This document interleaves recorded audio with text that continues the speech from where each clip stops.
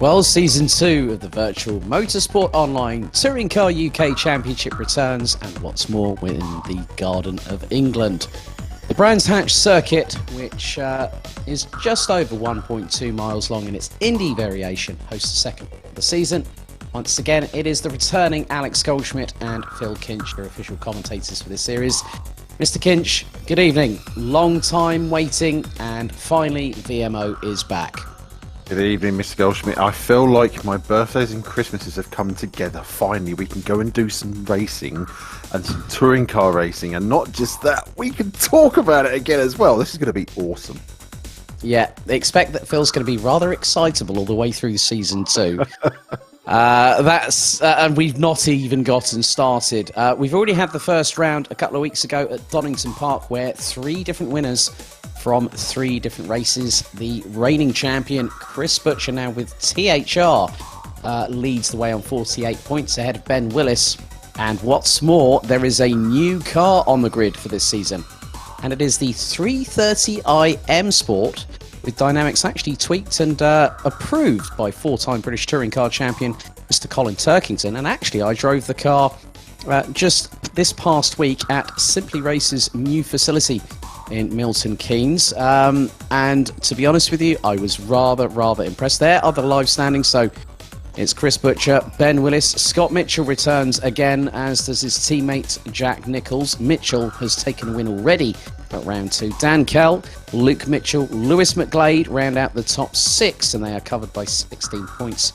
Matthew Churgwin rounds out the top 7 ahead of Chris Shepherds, Jack Nicholls, and the returning Toby Davis, who is on 23 points.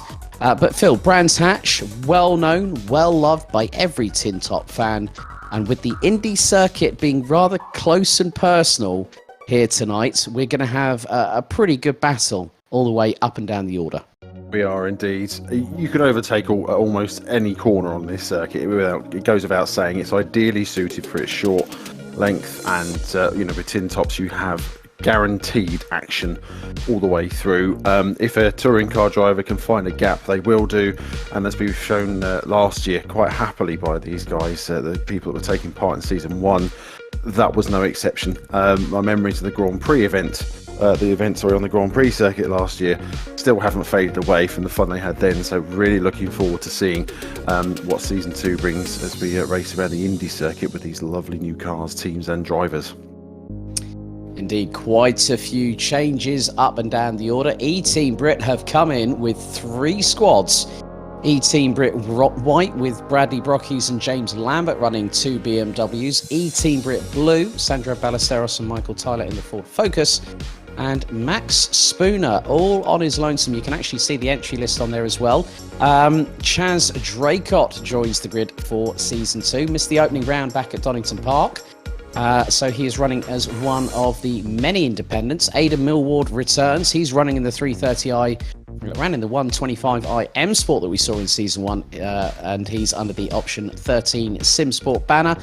Norfolk Endpoints Racing, Daniel Slattery in the Honda FK2. Team Atagani, Phil Morby returns, but switches from Subaru to Ford. Chaz Draycott, who has openly admitted on Facebook that he said, I missed the first round due to other commitments and I've had no practice. Well, we'll see how he gets on. Callum Wilson joins the grid also in an independent BMW. Nick Stepanenko in the Team Spirit by Advanced Simulation Ford Focus. Actually, one of the 3 drivers not here tonight. Scott Sovic has gone running solo, and Phil, triple-decker Scooby-Doo sandwich is still very much on, courtesy of Scott Sovic from Ballas Esport in the 55, and the pairing at Revolution Sim Racing, John Waldridge and James Like.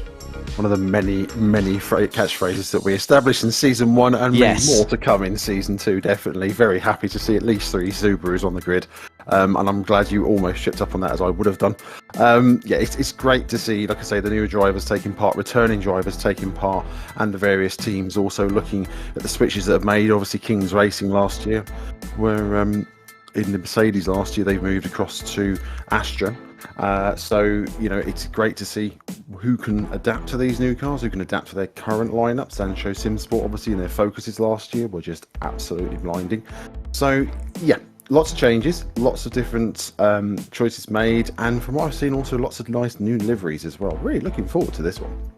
Indeed, I very much concur with that sentiment there. Ross McGregor, one of the 3 Zancho Simsport cars that will not be taking to the grid. Ross McGregor recently got hitched, so many congratulations to him and his bride.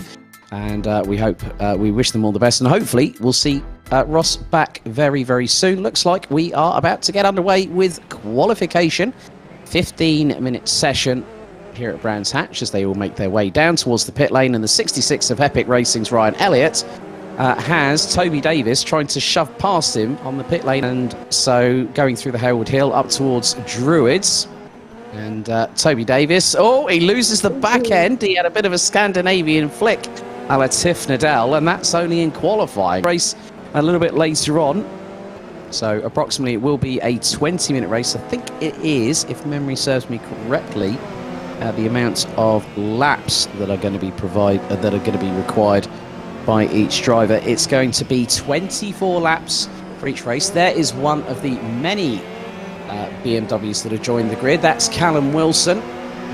Is a regular on the R Factor 2 platform.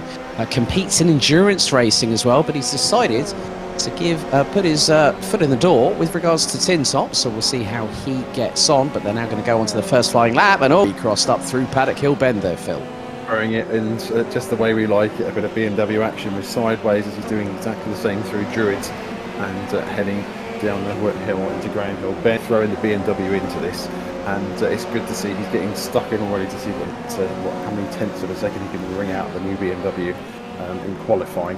Great to see, he's really adapting himself well to this and just finding out what the limits of the car are now. Because in race trim, well, it gets a little bit more busy. It does indeed. Drivers have already made their choices for option tyres. 7 drivers will go with it in the first race, 9 in the second. Third, again, more tyre smoke coming from the back end, and also from the front left, it looked like, on that 330iM Sport. There is one of the... and someone's had a bit of a roll. Ooh, well, that was more than just a bit of a roll. That was literally launched it over the fences. And there's Lambert in the 68 BMW for... let's have a look at this. And that is Phil Morby. Look, literally, he's launched it. The car's decided, I'm going to comply. And look... Literally, it just... Yeah. That says it all, really. 2 wheels through Paddock Hill Bend, and then unfortunately taking a bit of a flying lesson in the Focus. Phil had some fun in the Subaru last year, so it looks like he's already having fun with the Focus as well. Well, initial times coming in. Jack Nichols in the number 29 Astra for Kings Racing goes provisional pole, and he's 2 tenths up of on Zancho Simsport's Kell, but then Ryan Elliott in the 66 decides to jump up into provisional pole. There's Lou, one of the 3 Zancho Simsport drivers, but he is, well, it's just him and Dan Kell tonight. There's another of the BMWs which hurtles its way through. It looked to be the number 39, I believe, and that would be Cameron Brewster for Drake Racing. He's currently 8th on a 45.631. Lewis McGlade has put himself up a bit of a Haas tribute livery here on a BMW. I thought Haas run with Ferrari engines. Obviously, they've decided to expand out into other avenues, should we say. Well, Jack Nichols is very close to the bubble. We've got just under 11 minutes in qualification. And at the moment, top 19 rounded out by Canan Casual. Apex's Daniel Hyde, covered by just a fraction over 2 seconds, as Cameron Brewster hurtles it into Paddock Hill Bend. And he goes up towards Druids. Again, the BMW. I mean, it's nice to see that there's a bit of a different change from the 1 Series that we had last year. Daniel Slattery rocking a slight sort of Andrew Jordan tribute livery from the old Pertec days. Remember, you remember when he won the title a few years ago. Jack Nichols, to see a different, a bit of a nicer livery for Kings Racing. They've gone a little bit more avant-garde, let's say. There's Jack Nichols and Scott Mitt. He was very, very close to doing so last year, but now that they've made the switch to the Astra, it seems to be a bit more compliant for the pair of them. And Nichols currently in running P8, and he is 1/100th off of Callum Wilson in the 404.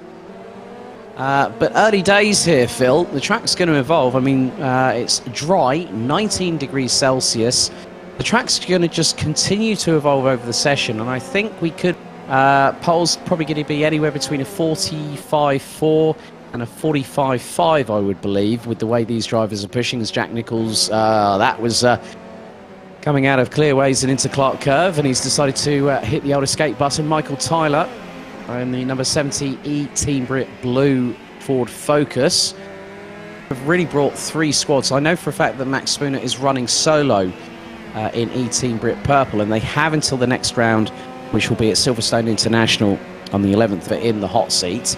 But we saw quite a bit of action from the E-Team Brit posse, and now that they've expanded their remit to 3 cars, it just goes to show that they are looking to improve, and hopefully, yes, they might be running in different cars, but they'll still be able to analyse data together and work together for a common goal, which is to score points as Tyler goes off exit stage left.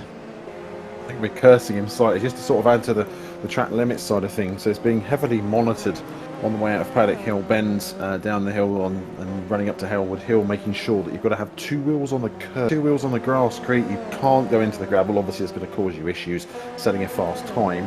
But they're also monitoring it as well out of Graham Hill Bend, which is normally really penalises track limits itself. So again, 2 wheels on the red and white curbing, 2 wheels on the green curbing, obviously, or the grasscrete, I suppose we can call it now.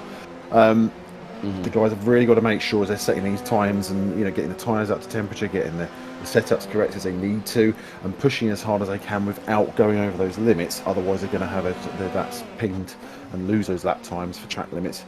As we see Matthew Churgin in the Drag Racing BMW. Again, do you know what? I'm liking the look of these BMWs so far. The 1 Series, as you say, last year looked really good. The 3 Series looks absolutely fantastic on them. So it's really good to see the hard work that's gone into these. Luke Maguire here in the THR Vauxhall Astra. Again, the Astra, a popular choice. It went really well last year with Small Power. Run teams seem to have gone for it again this year, and it's good to see plenty of variety through the grid, including the new Hondas as well. Even though it's a slightly older Honda FK2 shape, it's nice to see it up with the others. Yeah, Small Power Racing, outgoing champions, so we will have effectively a de facto new champion in terms of the team side of things, because Chris Butcher was partnered with Mike Bell and Scott Sovic for Smart Power Racing. Butcher actually won the title with 420 points in comparison with Dan Kell from Zancho Simsport, who was on 382. Now, one of the biggest things is that Drag Racing's Ben Willis, last season's independent champion, he Graham Hill Bend from Callum Wilson. There is Ben Willis, number 85, ran in a Subaru last season, currently P16. Is he going to improve as he crosses the line? It looks like that was just an outlap there, so I got a bit ahead of myself, so to speak. But again, I mean, I did try as all he runs runs through the gravel and up into Druids. He kept his foot planted there, Phil. It just goes to show Ben Willis not short of any commitment. That's it, exactly. That's what he needs to be doing, and again, the commitment, although in the background, we're seeing another one going off slightly wide at Graham Hill as well. But Ben is fully committed to this lap, pushing nice and hard. And there's another sideways action we've seen from Callum Wilson. Either the lap looks very tidy, the BMW looks very tidy, not too much at the back end sliding outwards as he comes to complete the lap at the line. Oh, and again, I think that was another. I think you just took you took a page out of my book right there, Phil. Building up. Aidan, I know we're already into the first broadcasted side of qualifying. A big thank you once again to our broadcast director back for a second season, Mike Yao. Aidan Millward, currently P10. Is he looking to improve? Well, he went down to 11th and then straight back into 10th, ahead of Scott Mitchell by 32 thousandths. Oh, now that is a bright livery and then some, courtesy of Scott Sovic in Book GT. And he's just behind one of the Vauxhall Astras coming through Clark Curve. And he looks to be up in sector number 2 as he pulls the car across as far as he dares to the right-hand side of the Brabham Straight across the line. So one of the other things that the drivers were made aware of, was as Scott Sovic has a bit of a A bit of a tank slapper there. There's Dan Kell. He's about to exit out of the pit lane, and he is currently in 5th place at the moment on a 45.841. The pit lane, the exit has also been noted by race control. You've got to make sure that you stay within the white lines and make sure that it is safe for you to exit the pit lane. Any haphazard behaviour will be strict of the regulations. And with a tight and technical circuit like this, which is also fast in its own right, Phil, you have to really be on the limit, but also keep it nice and clean mistakes. We've seen that plenty of times in Season 1. It's a new season now, and these drivers will have had, well, a lot of them will have had that welcome experience after running on these cars through a first season, and now things will start to improve. But Ryan Elliott in the 66 Epic Racing FK2 Honda Civic, Jack Nicholls has just been dropped to the tune of nearly 0.2 of a second. But Nicholls, as I said earlier, well, 9 points for him as, oh, now that looked very dark. And what did I just see on Ryan Elliott's car? The wipers have gone on. It has rain shower here at Brands Hatch. This is just exactly something the drivers didn't need, but we're going to enjoy watching, because now, if they haven't set their fastest times already, they're probably going to strange. It starts raining, say several more cars going round with the windscreen wipers going on. Jack Nicholls taking a lot of curb and sliding almost into the MG, so then they're having to catch themselves and try not to hit others as they concentrate on their lap. But yeah, this is going to present a new challenge to the drivers, and with just over 2.5 minutes left of qualifying, it's going to be a brave man to try and set a fast time in this condition. Well, a brave man has just done that. Chris Butcher has just put himself into P3. And look at the gap between him and Nicholls. 65 thousandths of a second between 2nd and 3rd place. Toby Davis and Dan Kell round out the top 5, who were covered by a fraction under 0.4. And it's Callum Wilson making his debut in the series, 6 ahead of Daniel Slattery, Phil Morby, Lewis McGlade and Cameron Brewster rounding out the top 10, covered by just over 5.5 tenths. There is Brewster down on sector number 1. He's going to throw it through. And again, it's just proving to be that little bit tetchy with the wipers going from left to right on the front windscreen. And he is pushing. I'll give him that. Cameron Brewster crossed 917 from the number 39 Drake Racing BMW. So no improvement out of P10. It was a 46.917. His fastest lap of this qualifying session, 46.019. That we have but negated to mention, but it's a staple of this championship. It is the weight structure, the race success ballast. So effectively, well, I'm just trying to look. I think Ben Willis is actually running with the most amount of ballast. That's 75 kilos. As Cameron Brewster decides to pull it into the pits, there's Luke Mitchell's Dealer Racing team. He's running solo tonight as well, because no Ed Straw. So Ed will be next round in just a couple of weeks' time, as Mitchell just absolutely sends it. And 2 wheels on the curb. Doesn't go skywards, but goes through the kitty litter up towards the Halewood Hill. And we'll be going slightly wide there and choosing to work fast on the lap, and obviously not working, the conditions catching him out slightly, as we're back to Chris Butcher in the THR Vauxhall Astra, currently 3rd in the time, just under a few seconds left. I think in fact he's also abandoning the lap as well. I think we're pretty much looking at the grid as it's standing. A few drivers deciding to call it a day as the checkered flag comes out and the session ends, and Scott Sovic looks like he's had a moment off as well. So Ryan Elliott takes pole position for round number 4 here at Brands Hatch Indy. Jack Nicholls pipped by just under 0.2 of a second. Chris Butcher, the reigning and defending champion, in 3rd place, ahead of THR teammate good old Toby Davis. Number 34 makes good his intentions and qualifies to within 70 thousandths of his teammate at THR. Then it's Dan Kell, Callum Wilson, Lewis McGlade rounded out the top 7, covered by just over 4.5 tenths of a second. Daniel Slattery from Norfolk Endpoints Racing in 8th. Phil Morby from Team Atagani from in the number 14 rounds out the top 9.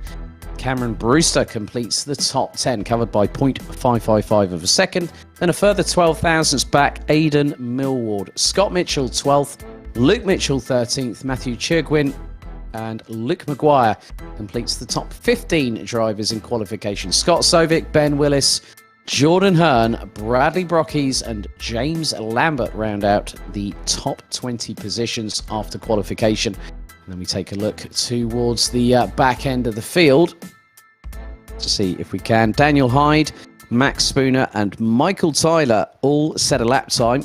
Total field covered by 2.460 seconds. James Lyke and John Waldridge not setting a lap time in the pair of the Subaru Levorg GTs, but flying out of the blocks, Ryan Elliott really showcased. I mean, Jack Nicholls, credit where credit is due, set the benchmark. It only had to take one person to beat that, and it was Ryan Elliott, Phil, and Chris Butcher, not that far off the pace. No, exactly. We're looking at a really competitive mission to continue. And again, last year Jack Nicholls was in the Mercedes. Learning year, he's moved to the Astra and already is pumping in quite a decent time for qualifying for race 1. Chris Butcher, Toby Davis, we both know are well-known talents in the series. And when you consider you've got the likes of Lewis McGlade, Phil Morby, Aidan Millward inside the top 10, but with new names including Callum Wilson up there and Cameron Brewster, it's going to be quite a mix. It's going to be interesting to see how race 1 kicks off with all of the different variables in place.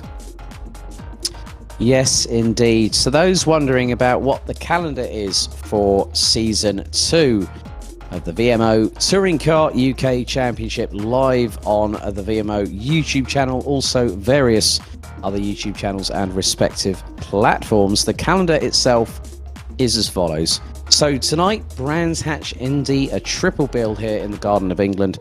Then we head to the home of British Motorsport, Silverstone International, for 3 rounds on the 11th of August. Thruxton in Hampshire, round 4 of the season, 25th of August. Oulton Park, the 8th of September.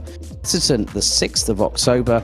And we go north of the border to Knockhill on the 20th of October. Silverstone National hosts the penultimate round of the season on the 3rd of November, and we return back here to Brands Hatch to West Kingsdown in Kent, but it will be the full, unadulterated Grand Prix circuit. And Phil, just sort of looking back at qualifying as the drivers are having a warm-up before the first of 3 races, which will be in duration of 24 racing laps, so quite a few miles to cover, probably close to 30 miles in total racing length in terms of the circuit itself. It's been a wait that I think not just us here in the virtual commentary box, but also the competitors and the new additions have really, really anticipated a very good season in prospect. Chris Butcher is the one with his target on his back, but I'm sure that he will rise to the occasion. I know that there's been a lot of hard work going on during the off-season before the announcement that came through the second series for this year. So there's been a lot of hard work by the drivers that already competed last year. There's been work done by the new entries, the new drivers making their debut in the series, keeping an eye on the various Discord channels as I do, knowing that they are doing as much as they can. I can't really say too much because I'm not sure how much is broadcastable, but yeah, they've been having a lot of fun trying to figure out. They've been having a lot of fun working out the new cars, setups that they've chosen, and also just making sure that they're as ready as they can be. As happens to anyone who races in a season, you've always got an off season, so there's always a little bit of race rustiness. So I'm sort of expecting for the first 2 races today at least a bit of back to school mojo from the guys, of a case of right, let's go racing and see how much fun we can have and how far they can push the limits as well. Well, of not just the track, but of each other at the same time as well. Coming into the second round of the championship, the team's standings is as follows. It is even Stevens between Drake Racing and THR, both on 71 points apiece, but it was Drake Racing that took the lead in the standings after taking 39 points in race 3 at Donington Park. Sancho Simsport never count them out. They are in third at the moment on 69 points. Kings Racing, pairing of Scott Mitchell and Jack Nichols. Obviously, Scott's win at the second race of the opening round really helped propel them to fourth in the standings on 63. Kings Dealer Racing, the sister team, 34 points from Luke Mitchell and Ed Straw. Epic Racing, Ballas Esports, E-Team Brit White, Option 13 Sim Sports, and Team Atagani round out the top 11 spaces on that grid. Some no scores at the moment. Obviously, no Chance Greycott, so he was not available to attend. Callum Wilson for Wilson Racing, Team Spirit by Advanced Simulation, E-Team Brit Purple and E-Team Brit Blue yet to break their ducks, so to speak. If we had stumps, a cricket bat and a leather ball, which was probably promptly smacked into the local vicinity of the circuit, they need to get their acts together rather sharpish. But the weather conditions, it's still raining in the warm-up. They are being given an opportunity to test out the conditions. And I count 15 drivers currently out on circuit at the moment. So they're going to have a little bit of an acclimatization. But whilst that happens, we're going to go to a brief commercial break here on the second round of the 2021 Virtual Motorsport Online Touring Car UK Championship. Back in a moment, folks.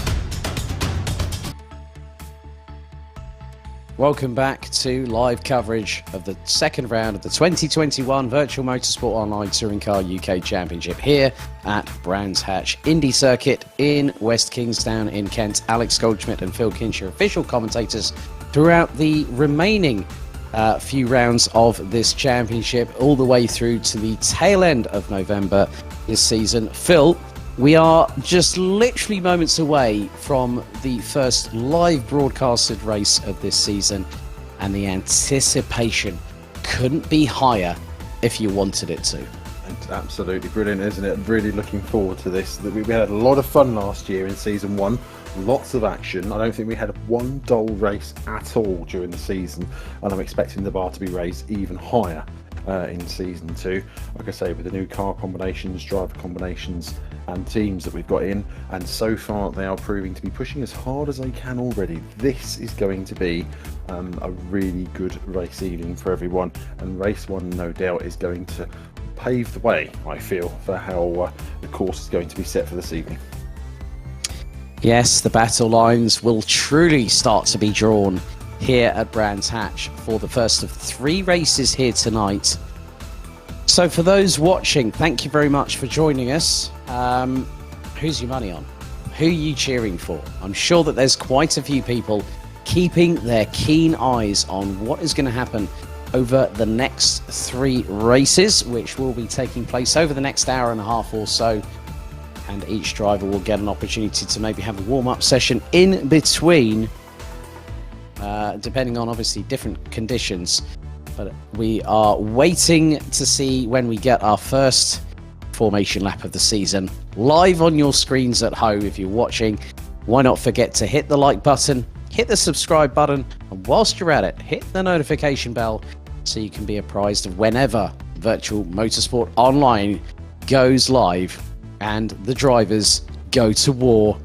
Door panel to door panel, front to rear bumpers. There we go. Let's have a look. They're on their formation lap. Ryan Elliott and Jack Nicholls, row 1.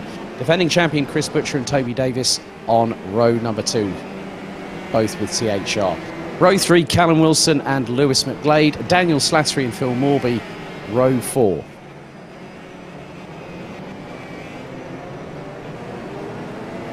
Completing the top 10, it's a duo of BMWs, Drake Racing's Cameron Brewster and the Option 13 SimSport number 67 of Aidan Millward. Then it's the Mitchell brothers, Scott and Luke on row number 6. Row 7, Matthew Churgwin and Luke Maguire. Scott Sovic and Ben Willis rounding out the top 8 rows, completing the top 16. Jordan Hearn, Bradley Brockies, James Lambert and Max Spooner completes the top 20 on this grid as the leaders now start to make their way, weaving from side to side. Michael Tyler, James Lyke, John Waldridge and Daniel Hyde rounding out the 24 strong. Looks like Chaz Draycott, I would understand, has got some technical issues trying to log on, or actually boot R Factor 2 to come on board. A real shame for Chaz, but they start lining up. And for any one of you that is a true touring car fan, the biggest thing with Brands Hatch is the start. So you'll be able to see the RPM, the speed and the gearing in the bottom right hand corner as they are all lined up.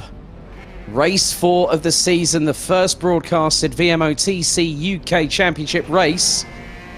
They are being kept holding at the moment as we wait with bated breath. And we get a bit of wheel spin from Jack Nicholls, but he gets a good launch. And a bit of a tangle between Butcher and Elliott going into Paddock Hill Bend. But Jack Nicholls from the front row on the grid takes the initial lead. Toby Davis in second position. But you've also got Ryan Elliott battling away with Chris Butcher. Lewis McGlade trying to do his level best. And bit of a moment there for Davis going through into Druids for the first time.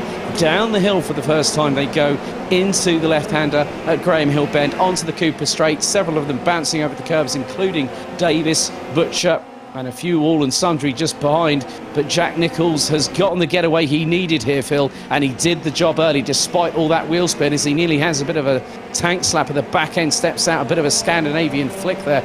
Snap-on oversteer for Jack Nicholls, but then it's Elliott versus Davis side by side, going down the Brabham straightaway into Paddock Hill Bend.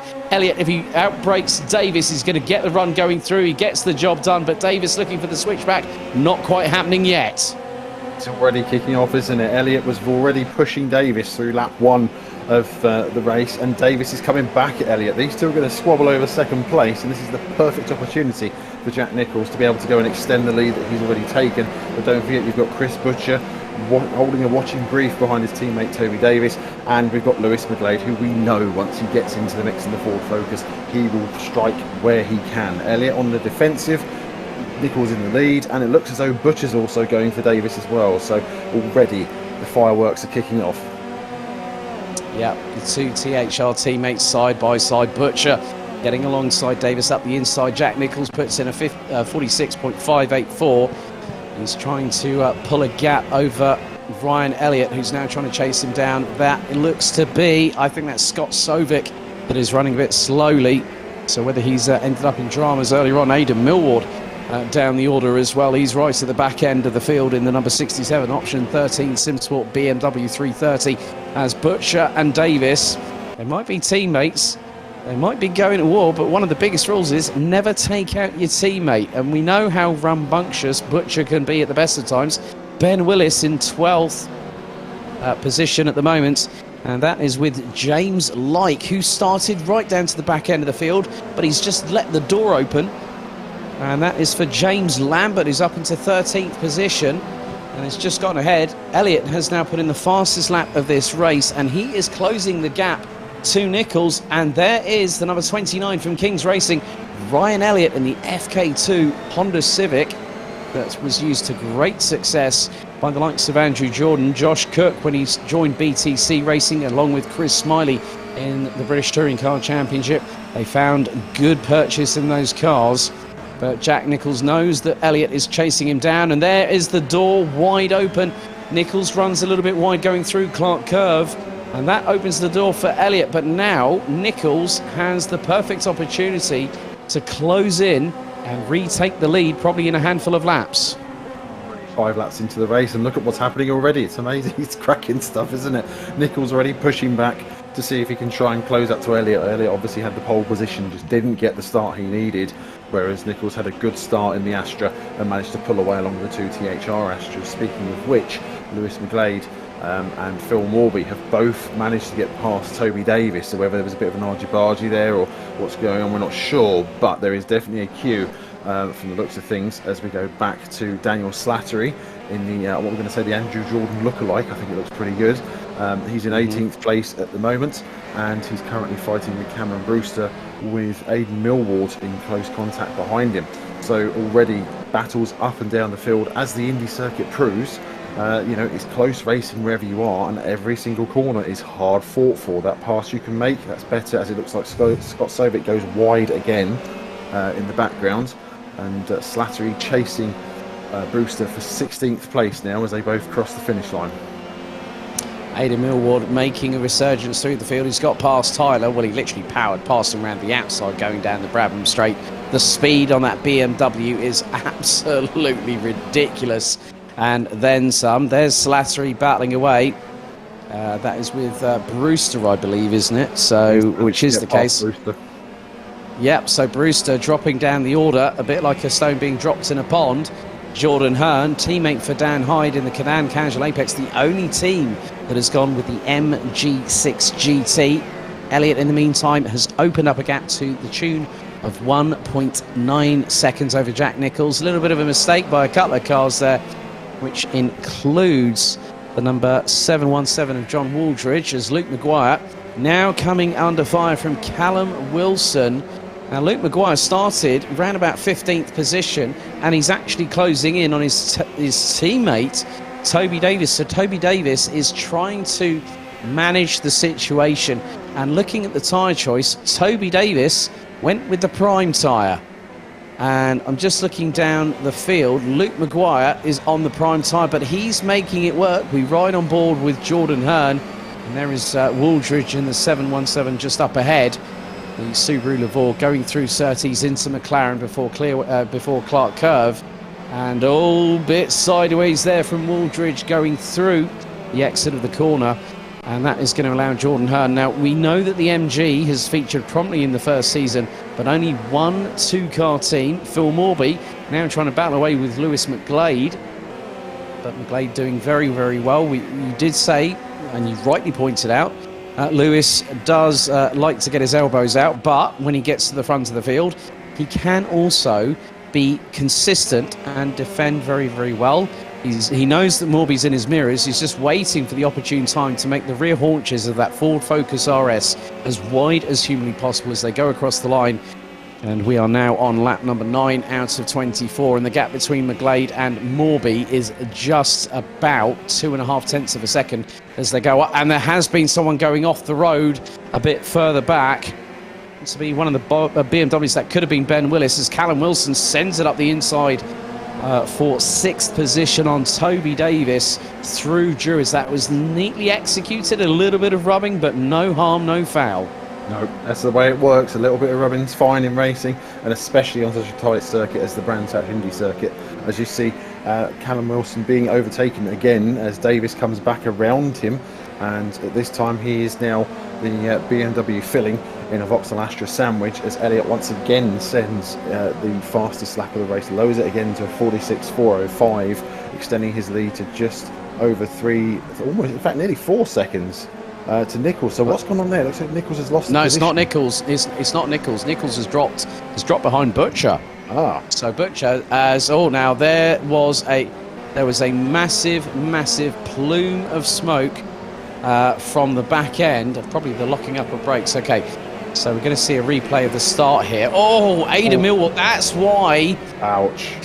He got a bit of a turnaround there, and that was one of the Drake Racing cars. And we've had a DNF, that is from Luke Mitchell, Callum Wilson, and that is Maguire from THR, definitely a loggerheads, the elbows, and not just that, the door handles are definitely popping out of their seams at the minute. There is Scott Mitchell closing the pair down. Waldridge has ended up pitting. Sovic is down a lap, but Wilson puts it on the curbing on the inside of Paddock Hill Bend and through into Druids. He makes the move nice and clean. Scott Mitchell just waiting for an opportunity. There is a touch between the Astra and the BMW, and all of a sudden Scott Mitchell just waiting. He's got the ringside seat. He knows he doesn't have to make a gap with the two in front, make it for him as they go down the Cooper straight. Callum Wilson and Morby. Waldridge has now DNF'd as well, I'm afraid. So 2 cars out. We're down to 22 runners and riders as we go on to lap number 12 out of 24. Wilson and Maguire now having a 3-way scrap because Scott Mitchell is closing in. I do spy a little BMW in the background, but I'm not too sure. That looks to be one of the E-Team Brit white cars. It could possibly be James Lambert, but your guess is as good as mine as Mitchell looks to the outside to get the cut back through Druids on Maguire. Down the hill once again. This battle is absolutely brilliant. It's just what we love about VMO TCUK, isn't it, Phil? It's absolutely great, isn't it? They're pushing as hard as they can. They're trying to find the weakness, trying to find the smallest gap possible to fit the car through. At the minute, it's calmed down a little bit with Wilson leading the way still ahead of Maguire and Mitchell. You've got Ben Willis in 10th place, closing in to make this a 4-car battle as well. As we go to the replay here. Side by side through Graham Hill and pushing wide, and unfortunately that's probably why. Yeah, look, Luke Mitchell hitting the side at the bottom of Graham Hill Bend and heading off to the fence, after the barrier, and that is unfortunately his race run. From the looks of things, a very nasty accident, unfortunately. As we turn back to the 4-car battle, or where are we? I've lost count.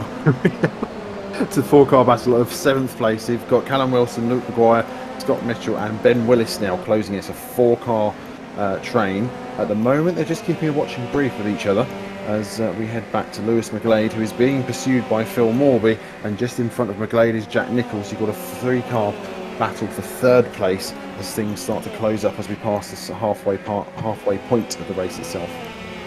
Yeah, just looking at tyre choices, I'm just going to have a look down the order. Lewis McGlade on primes. Jack Nichols also, I think, on primes. That is confirmed by the soft option tyres. Phil Morby, on the other hand, he went options. He went for the more risque decision, and that could pay to his dividends. But this trio here, oh, that's a bit of a cheeky move up the inside and a touch between Morby and McGlade. But they both managed to just get away with it by the skin of the paint. And, oh, now we've had a DNF, Scott Mitchell.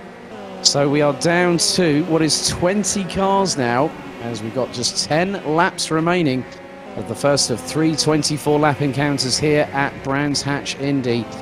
But Morby was more than just aggressive. I think he just wanted to do the old Danny Rick, lick the stamp and send it. And he put it up the inside of McGlade, and McGlade was just having absolutely none of it there. None whatsoever. It looks like Morby handed the place back, though, in the name of fair racing, so I'm sure he'll have another crack within the second half of the race going. As we're looking at Aidan Millward now. Oh, lots of contact there, and that's gone very wrong for Millward. As he's also, looks like he's taking out Daniel Hyde with him on the run up to Howard Hill. Now they're both getting going again. Still a little bit of contact there, but they've dropped a few places on the field as they now get going towards Druids. Jordan Hearn we're now with in the teammate to Daniel Hyde. Yeah, 2 wrongs do not make a right there. No, that's all I'm saying about that one. But to be honest with you, these drivers, they do like to battle away, and in tin tops, well, I think the words expect the unexpected are probably rather a good choice of words right about now, wouldn't you say, Phil? Absolutely, yes, and definitely. Remembering in tin tops, you've got lots of panels to rub and lots of panels to bash as much as you can possibly get away with before you get handed a penalty. As we're seeing Scott Sovic here, lots of sideways action in the Subaru as Jordan Hearn goes wide through Druids and lets Sovic pass. I'm not sure if that's just taking the wrong line or he's outbraked himself suddenly, but definitely not missing the colour scheme on Scott Sovic's Subaru. That's definitely going to be one we're going to be keeping an eye on this year as he makes another position up to 13th. And Jordan Hearn pursues in 14th place. The DNFs, they keep on coming after that massive incident. Severe contact for Aidan Millward and Dan Hyde. Aidan Millward has DNF'd. The damage was unfortunately terminal. So Dan Hyde, I think, has been hit with a penalty. So I don't think Aidan Millward might have been the one at fault. It might have been Dan Hyde. So he's ended up in the pits. But whether he's repairing damage is another matter.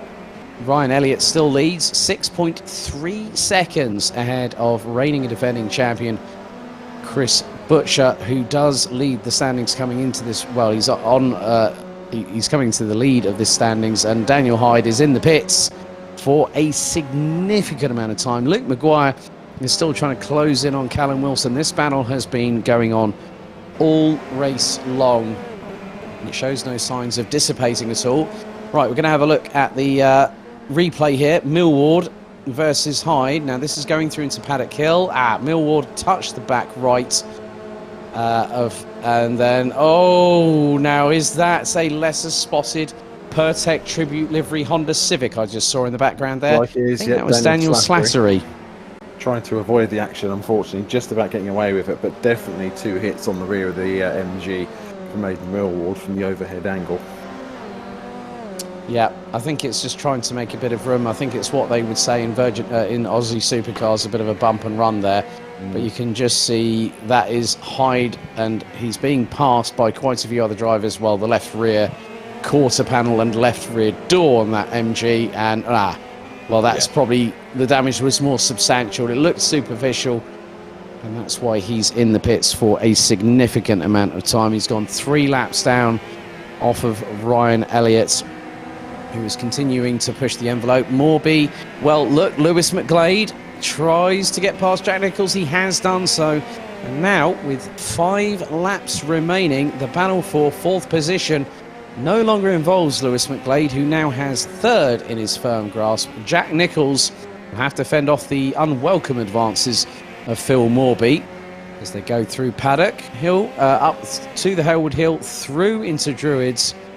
And I think the thing is that sometimes it's about damage conservation, damage limitation here, Phil, because Jack Nicholls got a rocket ship-like start at the beginning of the race, wheel spun it like a good one off the line, but it managed to bite down and he got a good run and took the lead. We're going to go to another replay now. Now this is Scott Sovic through into Surtees and McLaren into Clark Curve. Oh, that's definitely a bit of JDM drift right there. Yeah. It just keeps going. And going. And going. And going. And yep, he decides to do a bit of a Ken block and goes rally crossing instead. Never mind, but Jack Nicholls feverishly working hard behind the wheel to keep Phil Morby at bay, as we're on lap number 21 out of 24. It's been a rather interesting race, but Elliott is leading by a clear country mile. Matthew Churgwin now battling away with James Lyke in the number 11 Revolution Sim Racing Subaru Levorg. And we go on board the roof cam of the number 43 BMW 330i M Sport, going down the Cooper Straight, having exited out of Graham Hill Bend, into the left at Surtees, through into the right at McLaren. A very fast part of the circuit here in terms of momentum carry, and a pendulum swing in terms of lateral sideways G-forces going through the sidewalls of the tyres, which will be absolutely screaming for mercy round about now. Daniel Hyde, I think he's in the pits right up until the checkered, because that car has not moved for the best part of well over 4 minutes. As all, mistake from Lyke. Churgwin up the inside, gets the job done, puts it on the apex, through into Druids and says thank you very much. As Jack Nicholls and Phil Morby again down the Cooper Straight into Surtees and McLaren. Nicholls keeps the place. He's being kept very honest, but Phil Morby up the inside, bangs panels with Nicholls, does it again going through Clark Curve, but Nicholls keeps his foot planted in and keeps his resolve and stays ahead of the number 14 Ford Focus. Definitely some speed in Phil Morby's Focus, and also let's not forget he's on the option tyre. He's taking the risky strategy, and he seems to have made that work all through the race. As we see here, Max Spooner in the E-Team Brit Purple MG getting mixed in with Michael Tyler and Cameron Brewster from the looks of things. So it's going pretty well there as we head back to the front of the field with Ryan Elliott. He's utterly dominated this race once he got past Jack Nicholls, Alex. He did indeed, as the Honda Civic now makes its way out of Clark Curve. He took pole position by nearly 0.2 of a second, crosses the line and goes on to the 24th and final lap. He's got a 9.2 second advantage over Chris Butcher. Ryan Elliott has done the perfect start to the evening. We go back to a quick replay. Oh, that's the number 70 E-Team Brit car. Ford Focus, that's Michael Tyler. Oh, did he engage drift mode on that car, I wonder? I think he did, yeah, a bit of handbrake there and sideways action. Very proud, very proud. A bit of e-brake, as they say over in the US. Ryan Elliott through the Surtees McLaren complex for the final time. And it is going to be our fourth different winner from four successive races. Ryan Elliott dominates from pole position and takes the checkered and wins in the FK2 Honda Civic by a comfortable margin. Chris Butcher, the reigning defending champion, takes second, and he was being reeled in by Lewis McGlade from Zancho Simsport, who rounds out the top three. Jack Nicholls takes fourth, fends off Morby, who ends up dropping back. Davis in sixth. A good start from Callum Wilson, rounding out the top seven, ahead of Luke Maguire. Matthew Churgwin winning the battle between him and James Like from Revolution Sim Racing. Ben Willis, it's the race that might have gotten away from the number 85 from Drake Racing, 11th, ahead of Daniel Slattery. James Lambert from E-Team Brit White rounds out the top 13, ahead of Jordan Hearn, Cameron Brewster. Max Spooner in 16th, and it looks like that MG's livery hasn't quite let's say, it vanished before it even got stuck on the car, let's say. It did, yes, indeed. So there you have our race results there. Elliott wins the first of three races here at Brands Hatch, ahead of Butcher, McGlade, Nicholls, Morby, Davis, Wilson, Maguire, Churgwin, and Like rounding out the top 10 positions.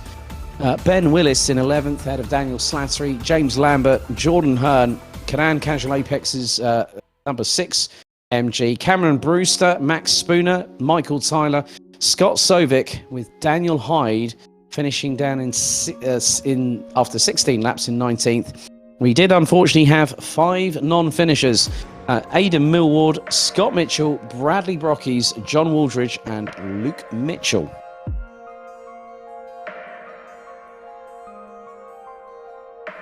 So Phil, your first thoughts after our first live race of season 2? Absolutely, exactly what I wanted, and some brilliant racing from the guys there. Some absolutely brilliant racing. The first race has not disappointed, and if anything, I'm looking forward to race 2 already. Some great battles up and down the field from the drivers from season 1 and also the new drivers as well. Phil will be obviously taking top independent honours in 5th place, and proving that the switch to the Ford Focus from the Subaru last year has definitely been beneficial. He had a lot of pace during the first race, especially with the option tyre on, so that would bode well for others if they can make the option tyre work in the current conditions. At the same time, you know, as you said, Jack Nicholls he got a good start, he managed to plant it and get it into the lead. Yes, Ryan Elliott caught him, so he had the better package slightly in the Honda, but Jack was able to defend and hold his own against the likes of Phil Morby, Lewis McGlade. So there's definitely more to come there. Slightly disappointed with the THR duo of Chris Butcher and Toby Davis in that one. It looks as though they slid backwards after some early infighting. But hopefully if they can just calm themselves down a bit and refocus for race 2 and just try and make some headway, they should be able to have a better time of things. But definitely a cracking race with 2 more left to go. Can't wait for this. Indeed, another 9 drivers will head onto the option tyres. Those drivers are as follows.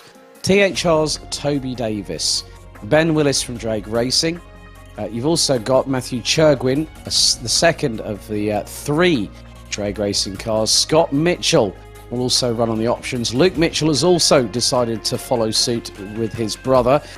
James Lambert from E-Team Brit White will run with the options, as will Sandro Ballesteros from E-Team Brit Blue. Chris Shepherd has already, along with the likes of Max Spooner, decided to use theirs up already. Ryan Elliott, he could be a force to be reckoned with, because he has selected the option tyre for race 2, as has Aidan Millward. The other driver that would have been part of that would have been Chaz Draycott, so we will have 8 drivers going on to the option tyres itself.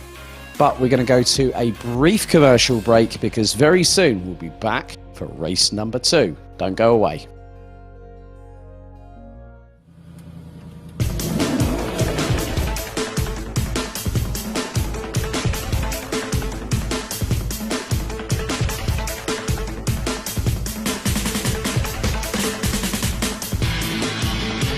To allow us to be able to compete on a level playing field, we've had to use existing technology to create a set of hand controls that allow us to race on a level playing field. So if you imagine you're going to chicane at 150 miles an hour, our disabled drivers have to be able to go through the chicane at the same speed as the able-bodied driver. That means braking, steering, gear down, on the throttle, off the throttle, on the brake.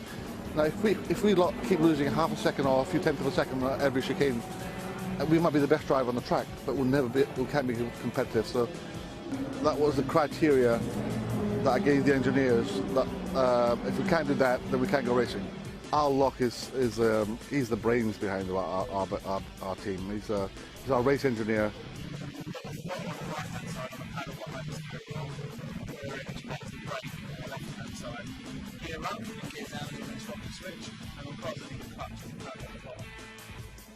I tell him what I want and how I want it. He said it's not possible, and I know it's possible because I believe in Al.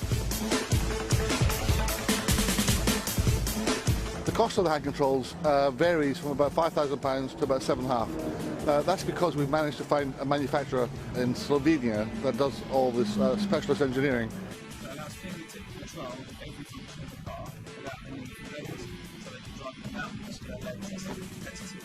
None of this would be possible without Al's British engineering.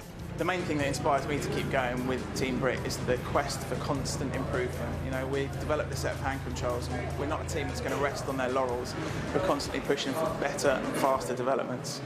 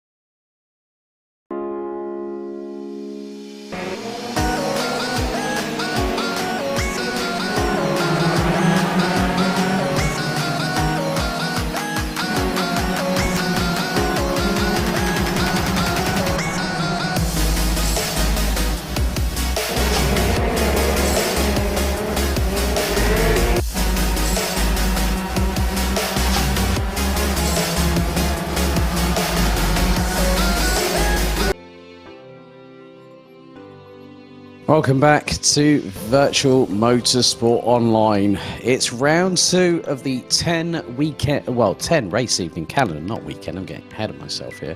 But it's race 2 coming up soon here at Brands Hatch. Alex Goldschmidt and Phil Kinch taking you through all of the tin top goodness here this evening and for the rest of the season.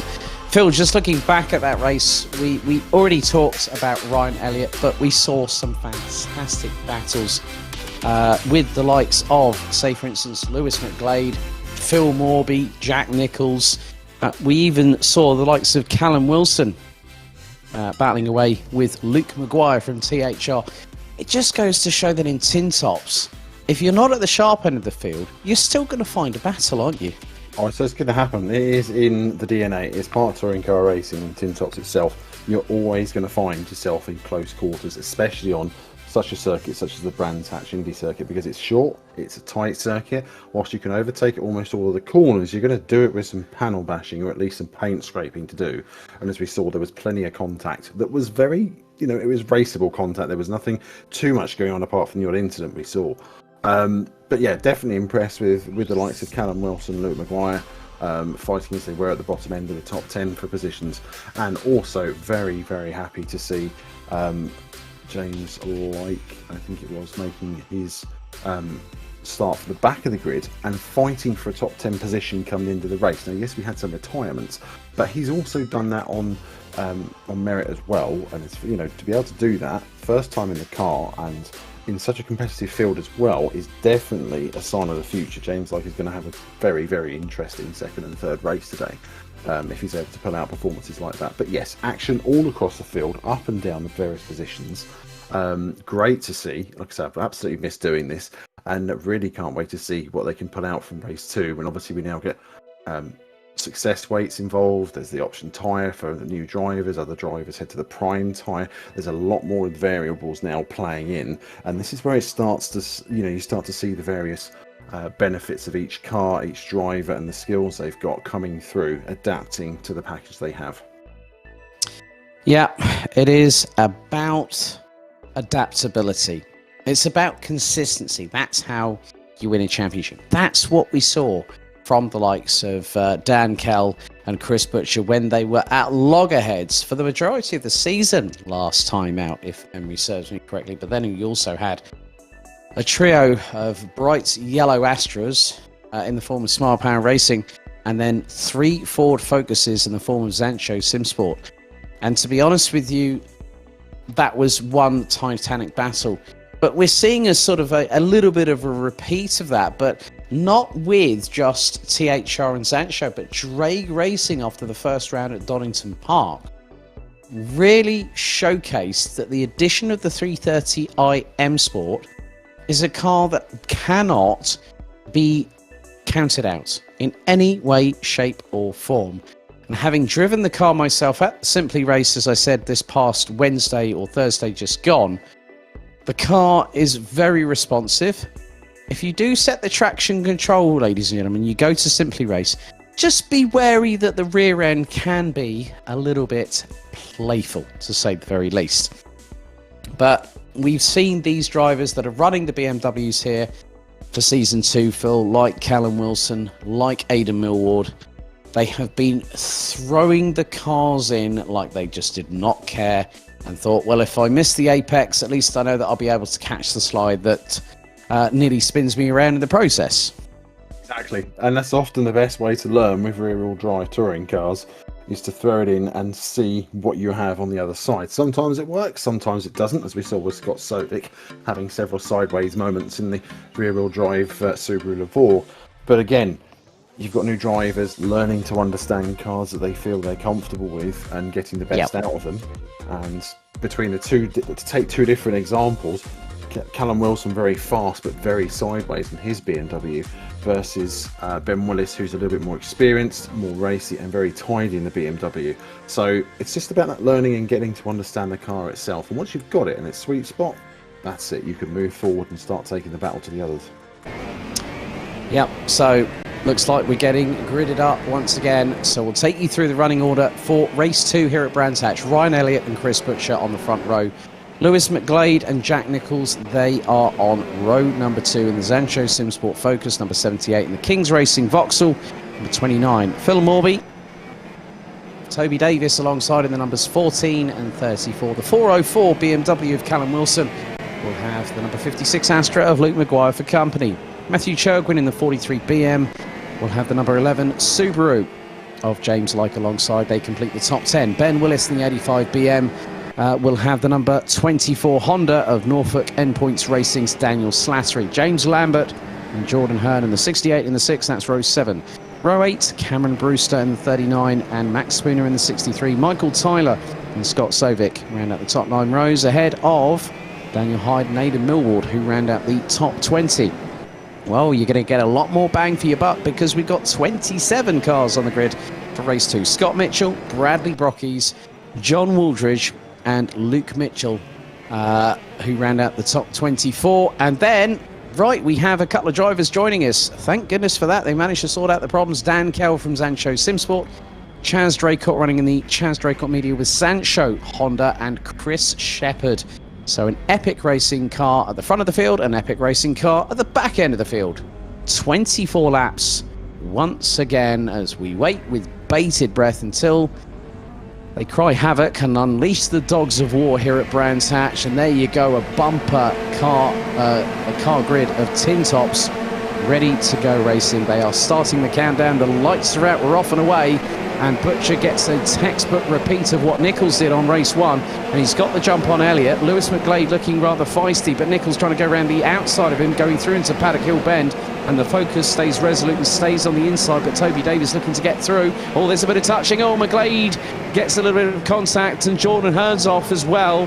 And McGlade's had more dramas, and that was Phil Morby pushing the number 78 Focus off the track, going through the exit of Druids and into Graham Hill Bend for the first time. It's 2x2 hurrah. It's 3 abreast now. Oh, 2 BMWs and a Focus. McGlade up the inside, and that was Callum Wilson towards the outside of it. McGlade, however, he's held on as the 2 BMWs. Oh my goodness me, who on earth was that battling away with Callum Wilson? Now that looks to be James Lambert in the 68. He's got a real good pace, and he's actually right into the slipstream going down the Brabham straightaway into Paddock Hill Bend. Butcher's got the lead from Elliott and is starting to pull a little bit of a gap. Butcher was in the 52s, the low 52s, and Elliott was just over 2.5 tenths of a second adrift. Already, it looks as though they've decided they're going to pull the cork and go for it in race 2. Lots of side-by-side action still. Plenty of contact that's taking place. Callum Wilson lining up Lewis McGlade. It looks like Phil Morby's managed to get the better of McGlade this time. The various contact on the first lap or so seems to have shuffled the order a lot, as up front Ryan Elliott is pushing to see if he can keep up with Chris Butcher. That's going to be an interesting one to watch at the same time.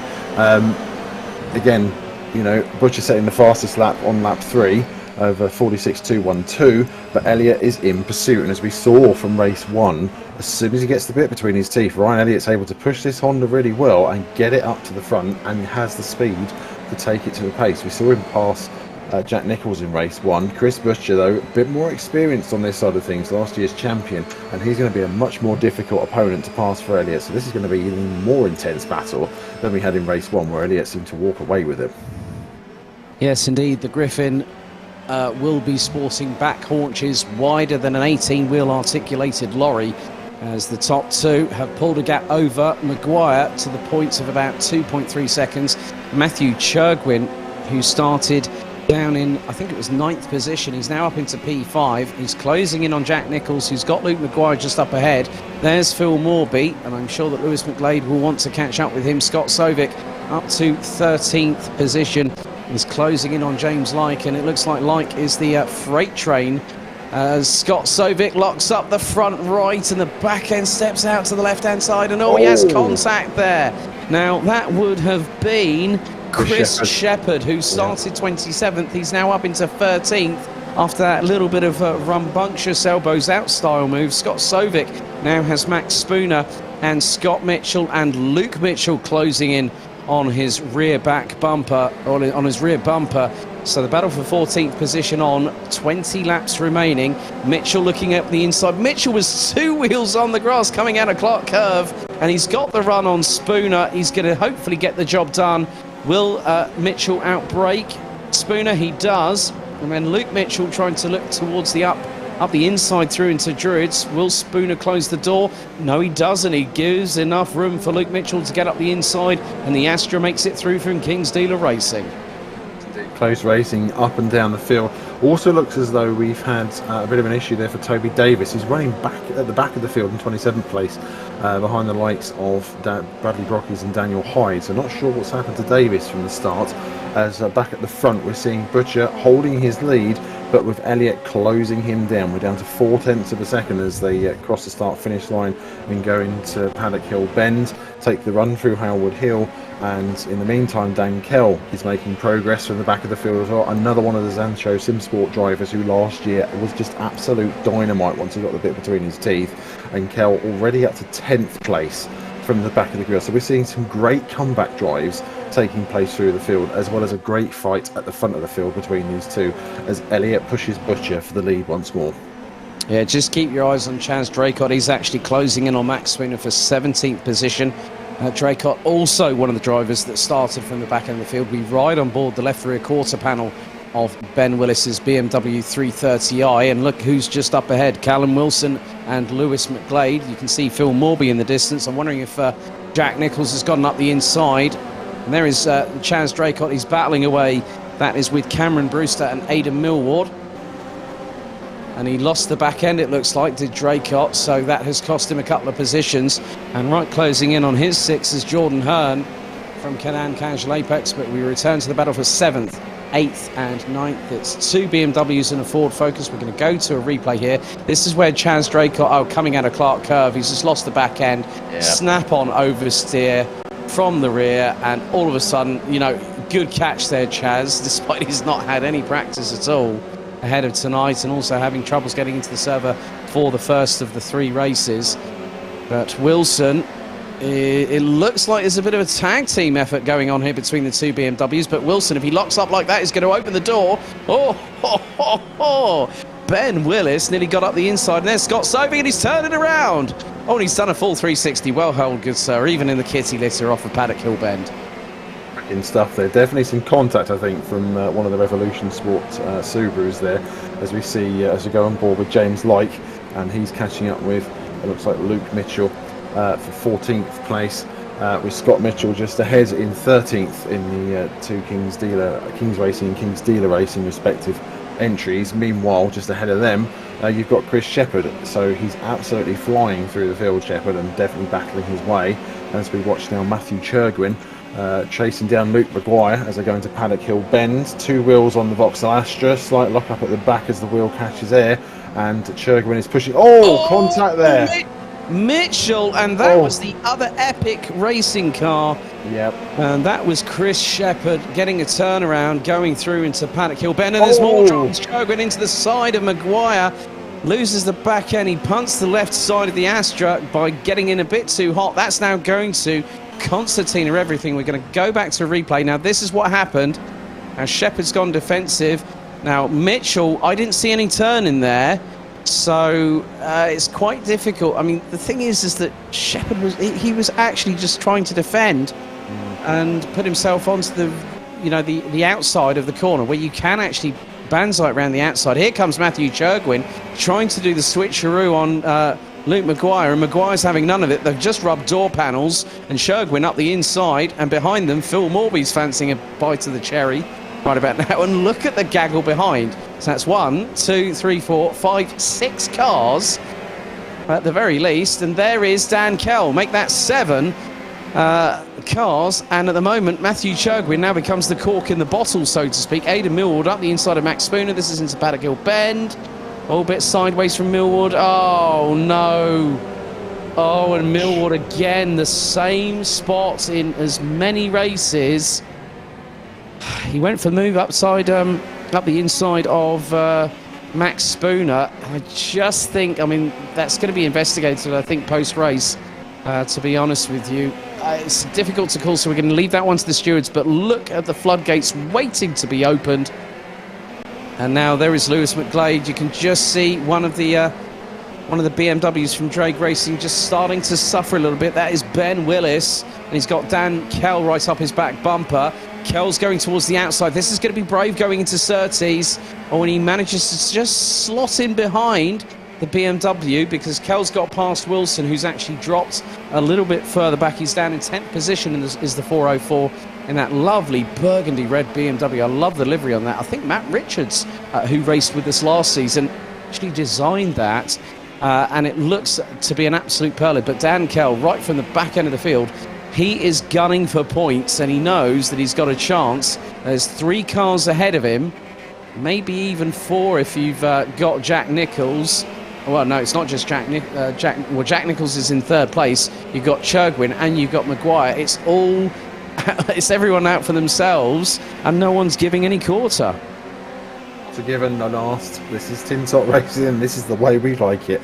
You've got 7 different cars fighting for position, hand over fist, hammer and tongs, and they're going for every single gap they can go for. This is just what we want. This is how we like it indeed. Phil Morby leading the leading the train. Phil Morby just behind Luke Maguire and Matthew Churgwin. So Churgwin leading the train here as they funnel into Paddock Hill Bend as close as you can possibly get, as Ben Willis tries to see if he can get past Lewis McGlade. McGlade defends, but that pushes Willis wide, and that allows Dan Kell to go down the inside as Kell managed to pull the move off. It looks so, although Willis comes back at Paddock Hill. It's like, I don't know, that was very close, wasn't it? It's about as close as you can get as Kell makes it past Willis, and Callum Wilson closes in the BMW behind him, whereas up front Ryan Elliott still with 13 laps in, we're over halfway through the race. He is pushing Butcher for everything he's possibly worth. 0.3 of a second, just under that now, the gap for the lead. It is even less than that, as you can see visually.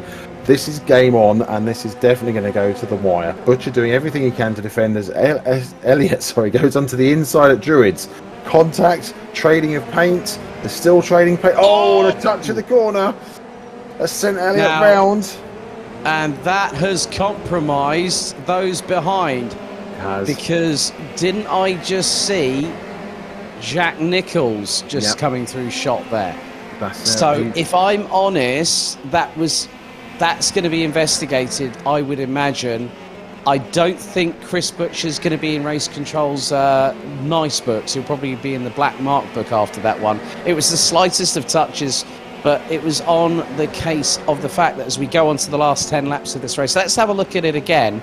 Now this, again, it's a touch on the rear quarter, and yeah, there's not really much you can do from there, but from the looks of things, it looks like Butcher actually slowed up, so he's realised his mistake, thinking the move is still on, but again, like we say, that's probably going to be investigated after the race on that one. Yeah, Bradley Brockies, I think, has just retired for the 2nd race in a row. The E-Team Brit White 105 BMW not having a good spell here tonight, as Dan Kell has got some air between himself and Churgwin in the number 43 Drag Racing. I think at the end of the day, Ben Willis and Phil Morby have a little bit of a touching match there. It's a bit too close for comfort, and as they say, if you can't stand the heat, get out of the kitchen. Here comes Callum Wilson, and look, it's the 2 Mitchell brothers, Luke being followed by Scott as they go through into Paddock Hill Bend. And now Elliott has got a 1-second lead, because when Elliott got turned around, it actually impeded Butcher as a direct result. So hoisted by your own petard, I think they're a little bit, if I'm completely honest. But we'll let the stewards decide what happens with that one. Scott Mitchell running very wide coming out of the exit of Druids as they go through Graham Hill Bend. Everyone kicking up some dust, and that's very, very wide there from Scott Mitchell. He properly sent that through Graham Hill onto Cooper Straight. And now Luke Mitchell looking up the inside possibly of Callum Wilson, but as long as Callum Wilson does not boot the throttle too hard, the back end doesn't step out, he's going to be absolutely fine as they cross the line. As we are now on to another lap, we've got just a few more remaining. Lap 17 out of 24, another lock up from the right front there, and that was from Callum Wilson. It's not the back end that's causing the problem under braking, it's actually the other one. We've had a DNF as one Mitchell brother to the right, one Mitchell brother to the left going through Druids. Chaz Draycott unfortunately has DNF'd in his debut race for season 2. Hopefully we'll see him back for the third race a little bit later on. But Luke and Scott Mitchell, they are effectively, when you think about it, yes, it's King's Racing and King's Dealer Racing, but they are aligned, and especially when they say that blood is thicker than water. It doesn't matter if your teammate's an assisted team, but Scott looks towards the outside going through into Paddock Hill Bend. Scott used to be a British Touring Car Championship reporter before ending up in Formula One. But still, as we saw last season, he's come a long way. He's managed to get a race victory. As Luke Mitchell looking around the outside of Callum Wilson, that's opening the door for his brother. Going down the dip once again into Graham Hill Bend, lap 18 out of 24. This time Luke Mitchell runs a little bit wide, but just behind them you've got James Lambert. Now Lambert is the one of the two E-Team Brit white cars in the BMW. We ride on board with Elliott. Now let's just see, can we get a glance at who is behind Chris Butcher? That is Jack Nicholls, and look who are closing. You've got Matthew Churgwin, and at the rear end of this train, from the back end of the grid, Zancho Sim Sports, Dan Kell. Now, Kell can smell a podium because he's only a couple of places away from securing it. Yeah, and as we've seen before, Zancho Sim Sport, they go through as Ryan Elliott gets a penalty. So the leader gets a penalty. I can only presume that's from the contact that took place, potentially from the when he tried to take the lead of the race, and the contact that happened between him and Chris Butcher. So Chris Butcher in second place at the moment as we head back down. It looks as though Dan Kell now has company, in fact, from Matthew Churgwin. Now Ryan Elliott's dropping down the field. Yeah, well, he's just got into the pits because look how close Jack Nicholls is. Callum Wilson's having one sent up the inside. That's by Maguire. There is Scott Mitchell, and he's got himself well and truly in the thick of things. Elliott's now dropping towards outside of the top 10. Make that the top 14 as Callum Wilson hanging on for dear life. Oh, and he bashes, he has a little bit of a side panel rub with Luke Maguire. Maguire runs wide, it opens the floodgates, and the brothers Mitchell come through. Jack Nicholls has just been passed by Dan Kell, who now takes second, and he's got Chris Butcher in his sights. Lap number 21 out of 24. So 4 more laps to go, including this one, as the battle a little bit further back. Callum Wilson fending off the brothers Mitchell. Scott ahead of Luke, and Scott locks up a little bit going into Paddock Hill Bend. He's trying to get the run going out of Paddock, going up the Hailwood Hill into Druids. There's another big lock up there. I think that was from Callum Wilson. A little bit of a love tap there from Mitchell on Wilson going through the halfway point of Druids. And we do still have 25 cars rounded out by Michael Tyler. Going to go to a replay here. Now, this is Dan Kell's move, and it was neatly done. Nicholls saw it coming, but I think what he did was just to slot in behind and just sort of keep with him. And Scott Mitchell still trying to get past Callum Wilson. They've got Phil Morby just up ahead, as now Kell's going for the lead. This is through Paddock. These two were championship rivals last year. The gloves are well and truly off here for the second race, for the second round of the 10-round calendar here at VMO TCUK. And Chris Butcher now feeling the pressure cooker situation come his way. But what it's also doing here, Phil, let's not forget, Jack Nicholls and Matthew Churgwin not that far behind. The more they squabble with each other for the lead, the more it allows Nicholls and Churgwin to close up. And McGlade isn't far away either. He'll also close in the gap as well. It's a short lap here. It's frantic action as we see Kell trying to go around the outside of Butcher for the lead as they go over into lap 23. And we see Toby Davis has garnered a penalty as well, as there's a slight bit of contact as Butcher manages to try and hold off Kell. As they're side by side heading into Druids now. Kell just ahead on the outside line. Can he make the move around the outside? Butcher tries to defend on the inside. They're side by side coming to Paddock Hill Bend, and we've already seen a few issues here.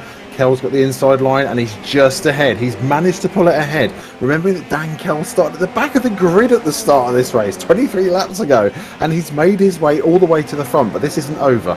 Kell has Butcher and Nicholls and Churgwin. First 4, 1, 2, 3 and 4. Focus, Astra and BMW fighting for the lead as Kell now tries to make a break, whereas further back it looks as though Scott Mitchell's pressure and Luke Mitchell's pressure have finally gotten the better of Callum Wilson. Right, on to the 24th and final lap we go. It's been a top gear from the rear effort from Dan Kell. Look at the gap he's got. It looks like Slattery's got a penalty in the final throws of this race. It was a bit, Callum Wilson was used like a ping pong ball on a paddle, courtesy of Luke Mitchell just then. But Dan Kell, top gear from the rear. He is literally 3 corners away from taking his first victory of the season, I believe. And what's with it? That becomes our 5th different winner in as many different races here this season so far. I'm just going to double check that. But Dan Kell comes out of Clark Curve and he's going to take the checkered. Kell from the back to the front wins the race by 1.6 seconds. Jack Nicholls edges out Matthew Churgwin by fractions to say 3rd, ahead of Ben Willis from Drake Racing. Lewis McGlade in 6th. There's Chris Shepherd. Would have gone up into the top 10, maybe a little bit higher. He finishes 16th, 2 positions behind teammate Ryan Elliott, who was hit with a penalty which looked to be in game. John Waldridge having a bit of a dusty moment there coming through Clark Curve.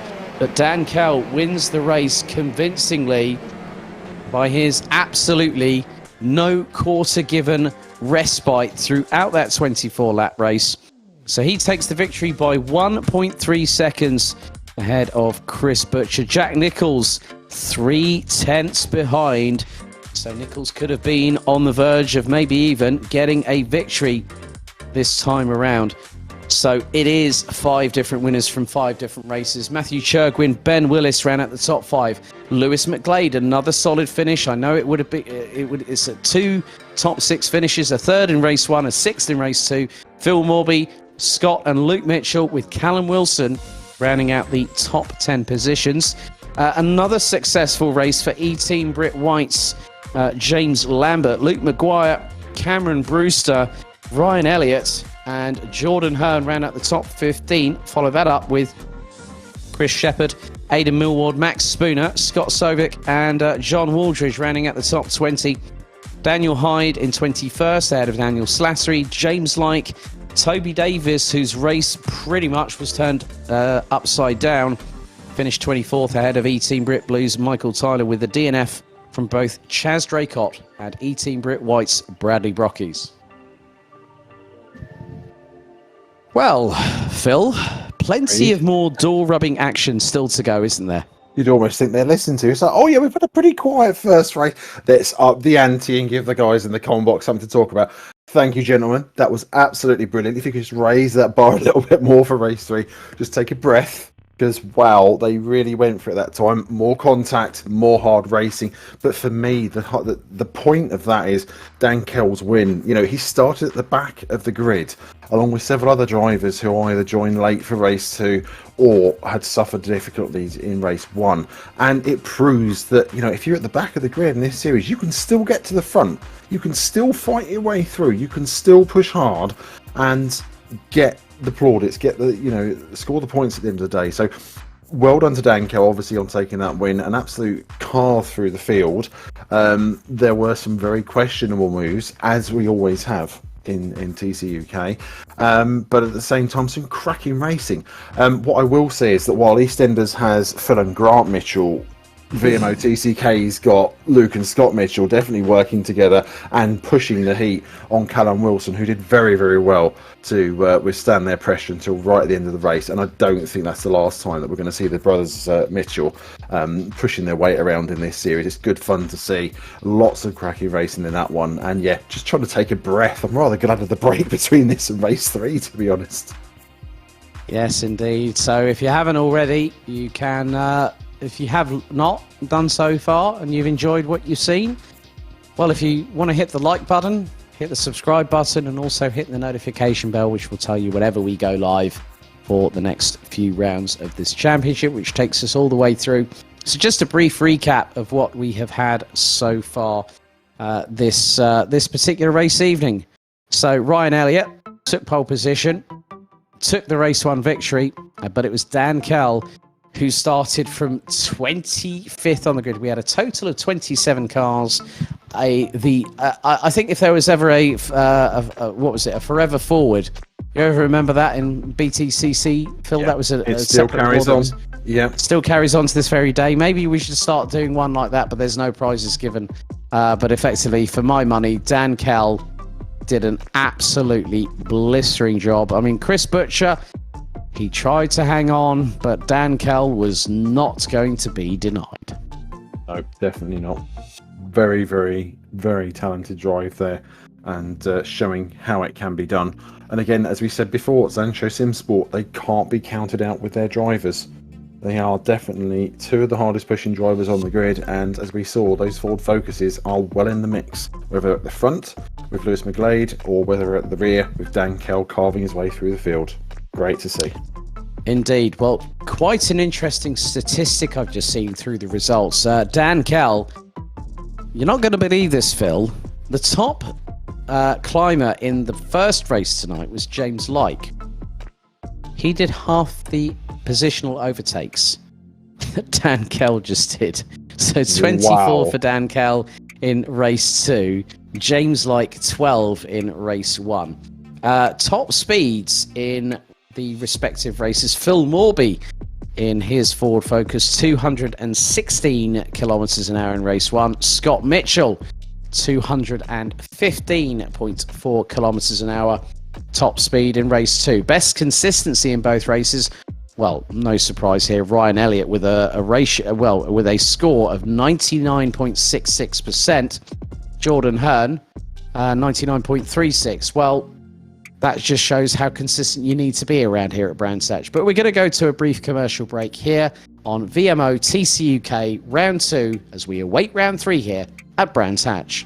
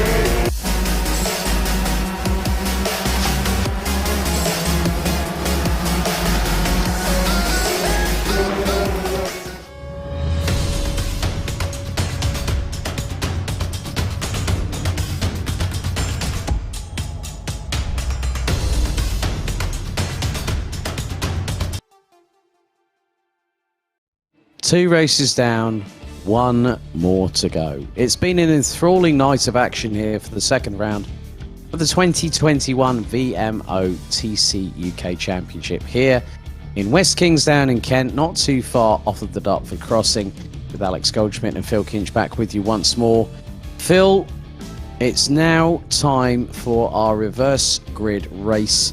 This one always puts the cat amongst the proverbial pigeons. I'm just going to throw the hand grenade in the shed and just lead them to it, because this is where it kicks off. This is where everything just goes absolutely nuts. It's the last race of the evening. It's the reverse grid race.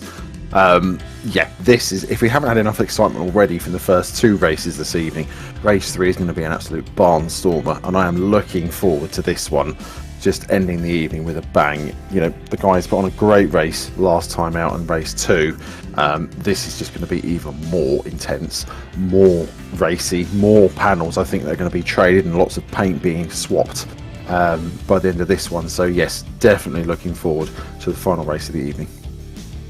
Yes, indeed. And I just think it's going to be a case of who is going to come out on top.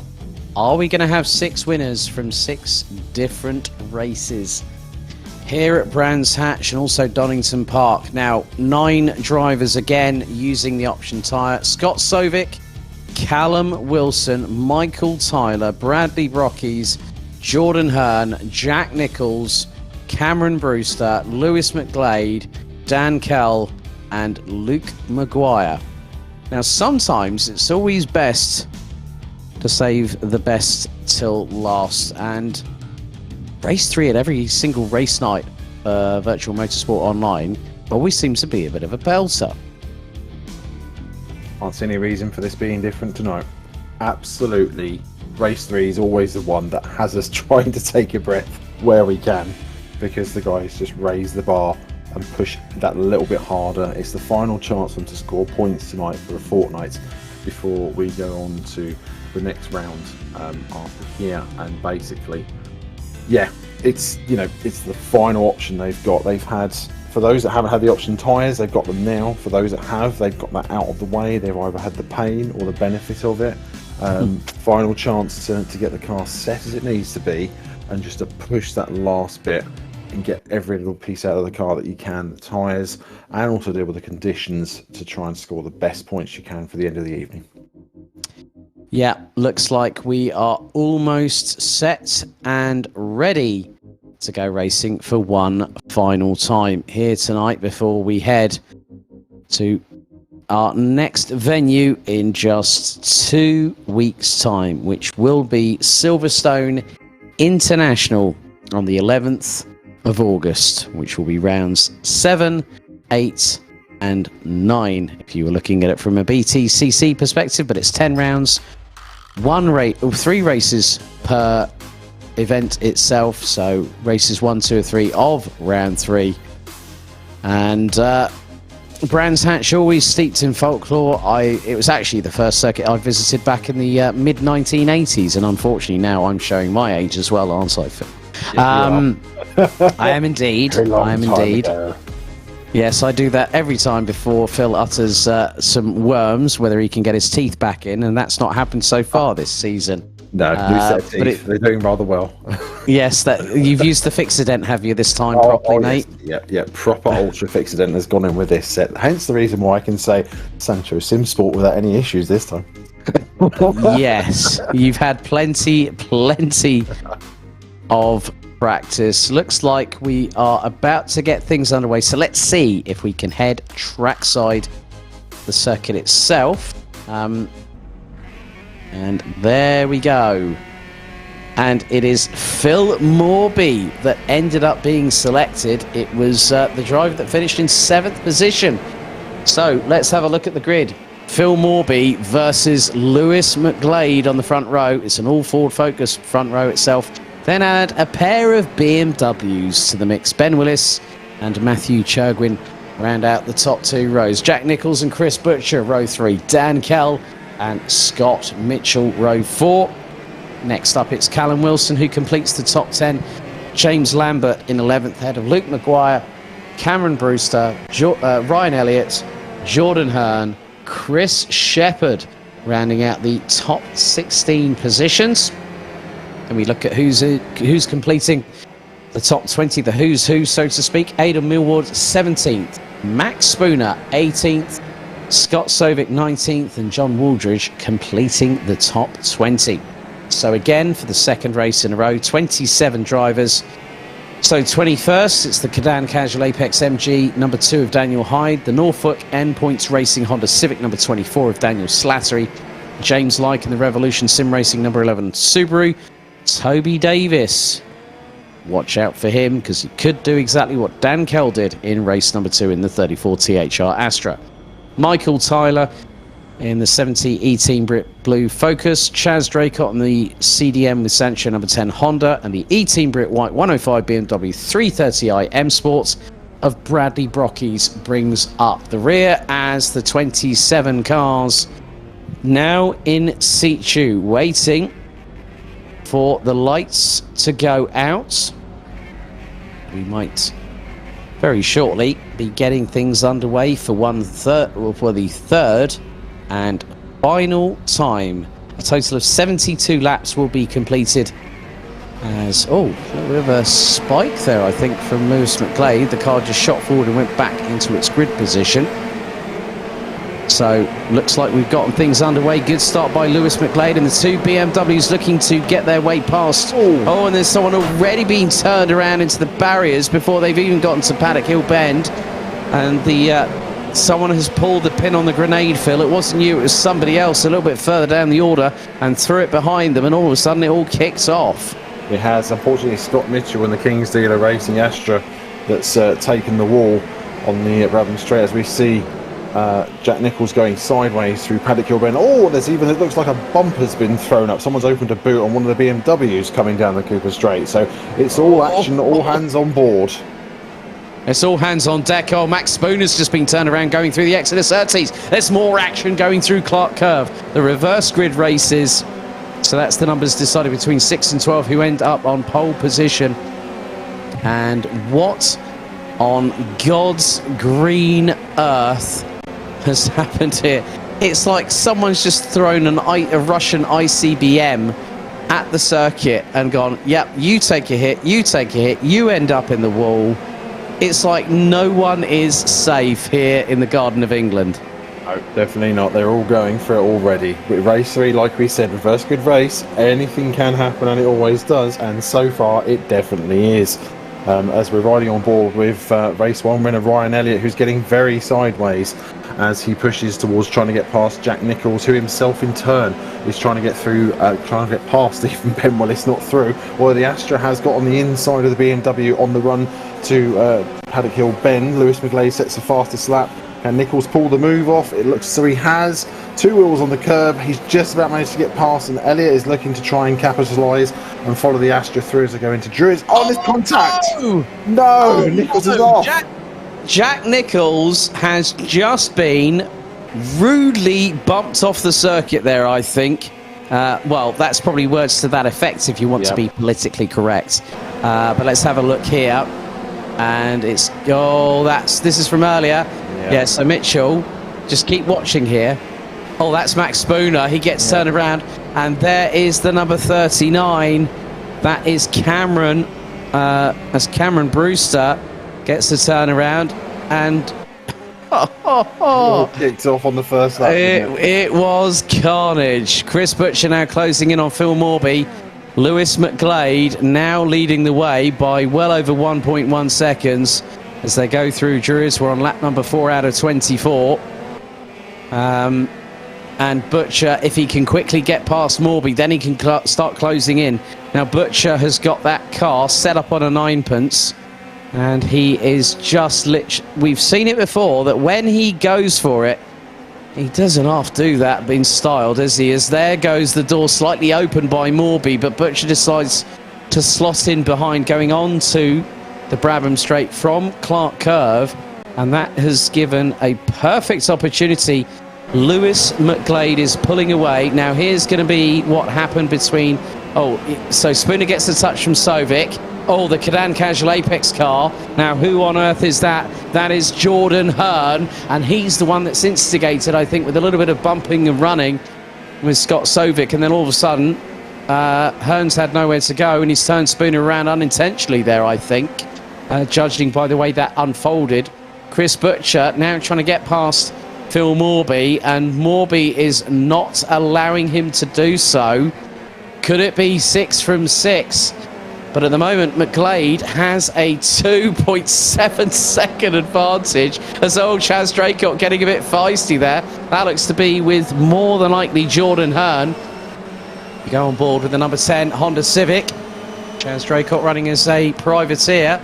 So one of the many drivers, about 7 of them, as Hearn goes a little bit wide. Draycott just keeps it nice and tight on the apex, allows the car to drift to the left-hand side before the right-hander here at Druids. Down the hill they go. Now the Honda FK2, Phil, in BTCC days was not just used as a hatchback but also as an estate when Matt Neal and Gordon Shedden had the bright white and red Team Dynamics Honda Civic. Because, oh, look at this, Ryan Elliott getting his nose stuck in, and he's trying to go toe-to-toe with Butcher. Oh, there's some bad blood bubbling under the scenes there in the cauldron. Yes, definitely. This is going to kick off as we see him go too wide. Butcher defending the inside from Elliott, as meanwhile Morby tries to stay ahead. Now, Phil Morby's had some good pace in the first 2 races today, so it's not a surprise that Butcher... Oh, is this contact? He's hit the back of Morby, but they've managed to hold it. That was a domino effect there, I think. Oh, and there's more dramas here. This is for more than likely... Face full of Astra, sorry. Yeah, that's Astra. That's Maguire actually battling away. Luke Mitchell has got, that is going to be Chris Shepherd. Aidan Millward has got the ringside seat just behind. And behind them, that is the number 55 of Scott Sovic. But Lewis McGlade looking to make it 6 different winners in as many races. Anyone might remember that particular Formula 1 season? Well, we're going to hopefully do something quite similar here in VMO TCUK. And it's just like, what happened was that Ryan Elliott, if you noticed earlier on in that move, he actually outbraked himself. He put the brakes on hard. The back end of the Honda stepped out. He tagged the back of Butcher, and then all of a sudden Butcher was sort of cannonballed into Morby. I'd like to see a replay of that if we can get one, but you can just see that there is Ben Willis closing in on them, and then you've got Matthew Churgwin being hunted by Dan Kell, of all people, and Butcher is still trying. Butcher's just like absolutely not wanting anything to happen. There goes Chris Shepherd, who he's got onto the kitty litter on the top part of Paddock Hill Bend, and Aidan Millward now getting an opportunity to just keep that door sort of wedged open. The number 67 from option 13 Simsport tries to get the job done, gets the job done, actually powers past before they even hit the apex at Graham Hill Bend. Aidan Millward having a better time around this particular occasion. Look at the trainer cars we've got behind Phil Morby. He's just under 4 seconds behind the leader, Lewis McGlade, who's gone off into the distance. You've got places 2nd to 13th, line astern, as Elliott tries to go down the inside of Butcher this time. Butcher's defending, and there's a bit of hard braking there, or there's a bit of contact as well. But Elliott is pushing to try and get past Butcher. In the meantime, Morby is doing a fantastic defence for 2nd place, and everyone is just queuing up behind him, fighting, tripping over each other, trying to get through. Now it looks as though Elliott's finally got the move done on Butcher, so he's up to 3rd place, whereas further back Daniel Hyde is being kept busy with where have we gone? Subaru and the BMW. Yeah, that's John Waldridge and Bradley. No, that's not Bradley Brockies. That's actually James Lambert, who's had a bit of a disastrous race. Running in the top 15 in the mid-pack. Chris Butcher now has been passed by Ryan Elliott. So 2nd and 3rd now not in Butcher's grasp any longer at all. As Elliott runs it wide. That was really wide coming out of Paddock Hill Bend. But credit to the 66 where it is due that he kept his foot planted in on the throttle, and the back end did not break traction. He held on to it. He must have done some corrective opposite lock magicianry right there. Max Spooner has called it a night, unfortunately. That MG was significantly damaged after the first lap. And so his evening comes to an abrupt end. We are at the halfway point pretty much of this race. And look at the quartet ahead of Matthew Churgwin. There's now Butcher looking to go up the inside of Elliott. This could get rather close and personal. Oh, they do touch. Oh, and it's a little bit of two can play at that game between them. And that now has given the opportunity. We now ride on board with Matthew Churgwin, and just behind him he's got Dan Kell, who is stuck and not really going anywhere. It's been a bit of a stalemate between these two. There's Callum Wilson just behind in the 404 BMW, running at the top 8. You can just see the amount of wallop of curve that they take, as now Morby nearly left the door open all and sundry for Elliott to get through. That could have also given the window of opportunity for Butcher and Willis. Willis looking towards the outside, going into Paddock Hill Bend, looking to slot it neatly towards the inside. So that was a bit messy there for Chris Butcher, as the front end tried to break traction. The car sort of wobbled from side to side, but he kept it all together and made it count. Lap number 13 out of 24. Ryan Elliott looking for the move up the inside. He goes door panel to door panel. Little bit of a rub between him and Phil Morby, and there goes Chris Butcher on the run down the Cooper Straight into Surtees. He's slotted in front of the Focus, and he has got third place. And let's just see, looks like the floodgates are starting to open, and if Phil Morby is not careful, they are going to open all and sundry, and at the click of her fingers. He's done a fantastic job to get halfway through the race, holding off as best he could, but unfortunately it's been very clear from early on. Sideways from Willis. No, there wasn't really a touch. It was the biggest sideways moment I think we've seen at Paddock Hill. And there's Churgwin right on the back bumper of his drag racing teammate in the 85. There's Luke Mitchell battling away. That is with Luke Maguire for what is 9th on the road. And now there has been a massive drama. One of the Mitchells has got a penalty. So I would imagine, now let's just see, that's Luke Mitchell just there. Down in 10th position, it's Ben Willis. Ben Willis had the drama just then. Let's have a look at the replay. So this is into Paddock. He goes sideways. So Ben Willis from Drag Racing. Just look. Just keep watching. No contact. He kept it held. That was within 6 inches of the right rear quarter panel, and Willis kept it held. Bravo, sir. I doff my cap to thee, Ben Willis of Drag Racing. Oh yes, definitely fantastic stuff there. I take it back. No contact, although it looked incredibly close from the views that we were seeing. As we're running with Luke Mitchell in the King's Dealer Racing Astra at the moment, is running just behind Luke Maguire in the THR, while Farah's up. Oh look, we've got Dan Kell. He's done it again. He's flying through the field, and he's now chasing down Phil Morby. This is what we had in race 1, whilst Lewis McGlade, his teammate, is out front. We've got Kell chasing down Morby, and also who's hunting Butcher. And Butcher's very sideways, I've noticed, out of Paddock Hill Bend on the run to Druids now. That's the last couple of laps it's been that way, so whether that's a tyre or a setup thing maybe.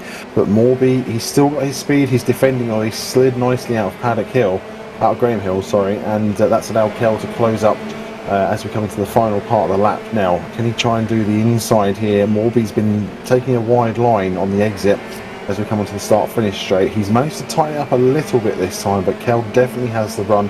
He's as close as he's going to get to him. He's definitely in the slipstream and showing his nose to his fellow Ford Focus competitor as we come into Paddock Hill now.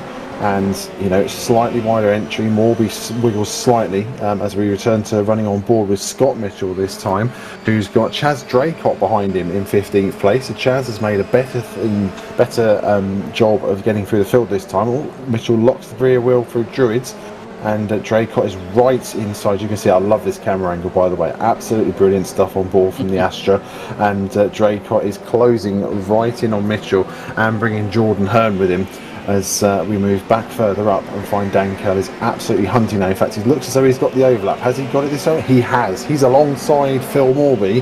Morby tries to close down the gap as they go over the start-finish line and manages to stay in front, but that's just going to allow Kell a chance to see if he can try and go through into Paddock Hill Bend. Can he get it into the turn? He's going for it. He's going for a late lunge. It looks like it. He's got part alongside Morby even. But getting ahead of myself, get into Druids. Can he complete the move? He does. And Morby slides in with a bit of contact behind, a little bit of shove, just to let him know that he's there. And that allows Dan Kell up to 4th place. Again, another sterling drive from him. As meanwhile, we go back to Chaz Draycott, who looks like he's lining up Scott Mitchell for 14th place. Chaz doing a great job in the Honda. And he's going, in fact, it looks as though Mitchell's had an issue. So whether he's had something out of Graham Hill, but he's definitely lost 2 places there. That was a rather sudden slowdown from Scott Mitchell. So whether it's hardware or software issues, but Chaz Draycott now in 14th position. Daniel Slattery has also retired, so we've had 3 so far: Max Spooner, John Waldridge and Daniel Slattery. So it's going to be rather interesting how things proceed at the front, which just goes to show, if you are out in front and you are out in front by a country mile, your name right now just so happens to be Lewis McGlade from Zancho Simsport, a lead of nearly 6.5 seconds heading into the last 6 laps of this race. We're going to complete lap number 20 very shortly, so 5 laps to go. Lewis McGlade 7.0 seconds ahead of Ryan Elliott. Chris Butcher is being hounded once again. Dan Kell at his heels like a little snappy biting Yorkshire Terrier once again.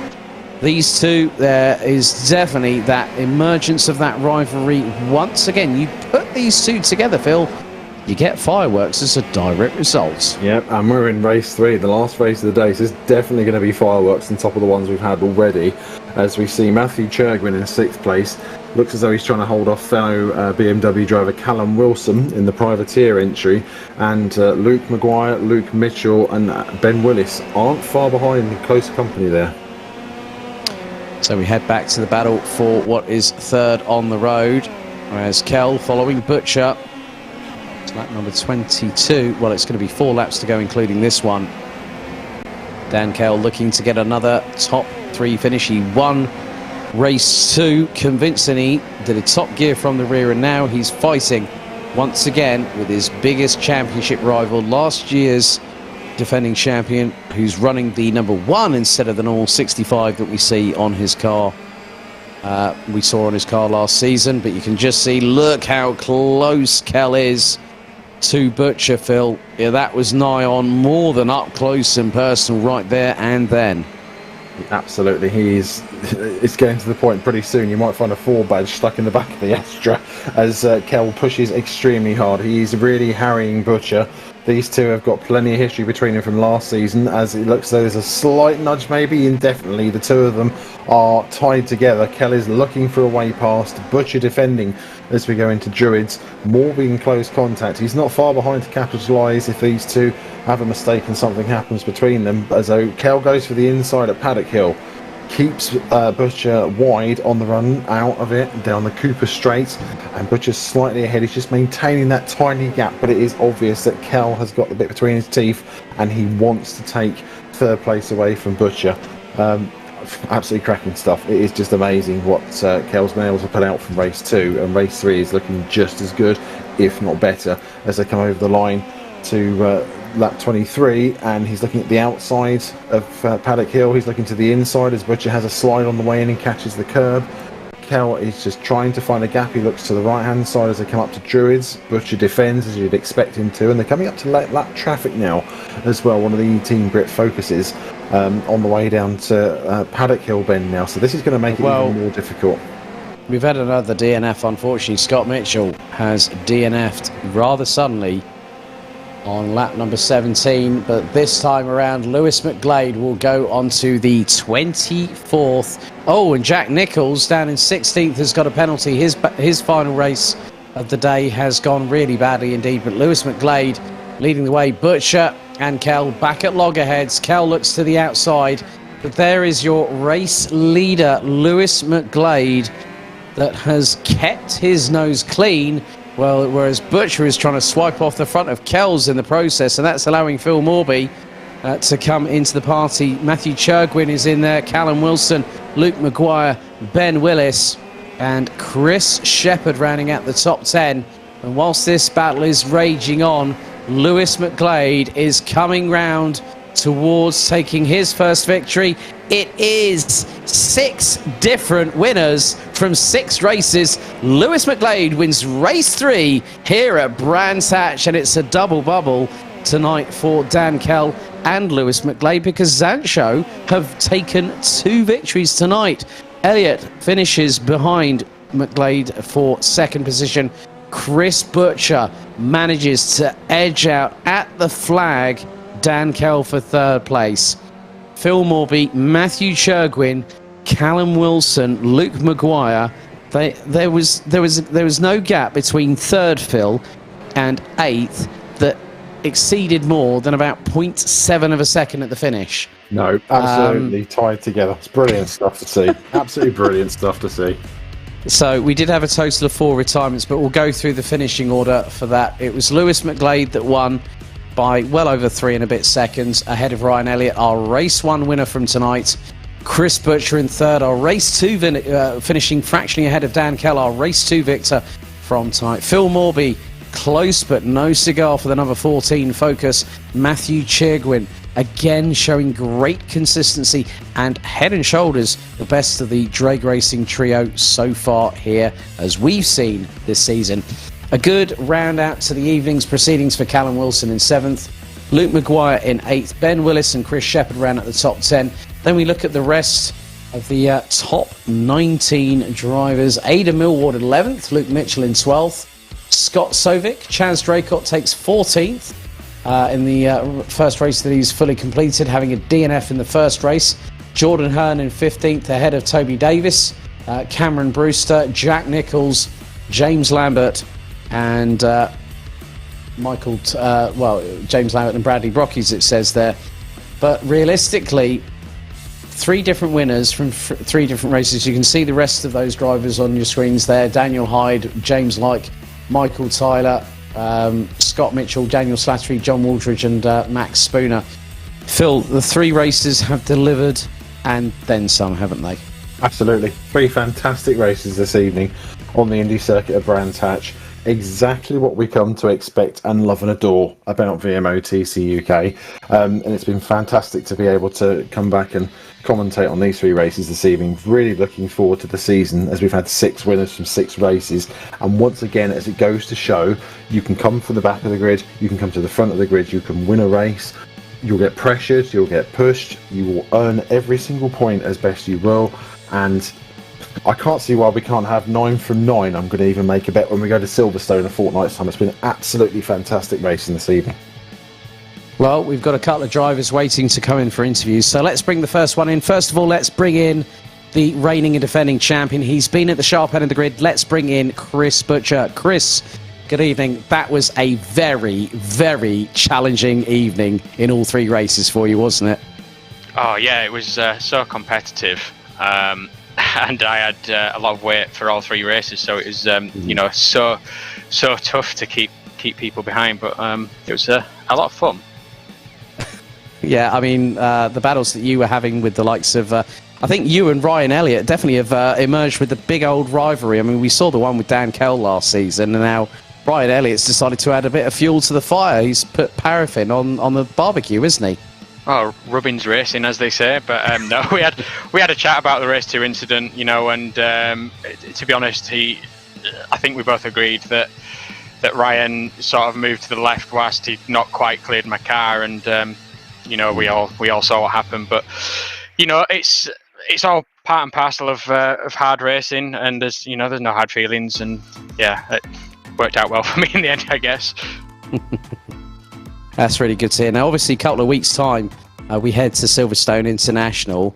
You're not going to be the one with the full 75 kilos. I bet that must be a bit of a blessing in disguise for you, but also a bit of a sigh of relief at the same time.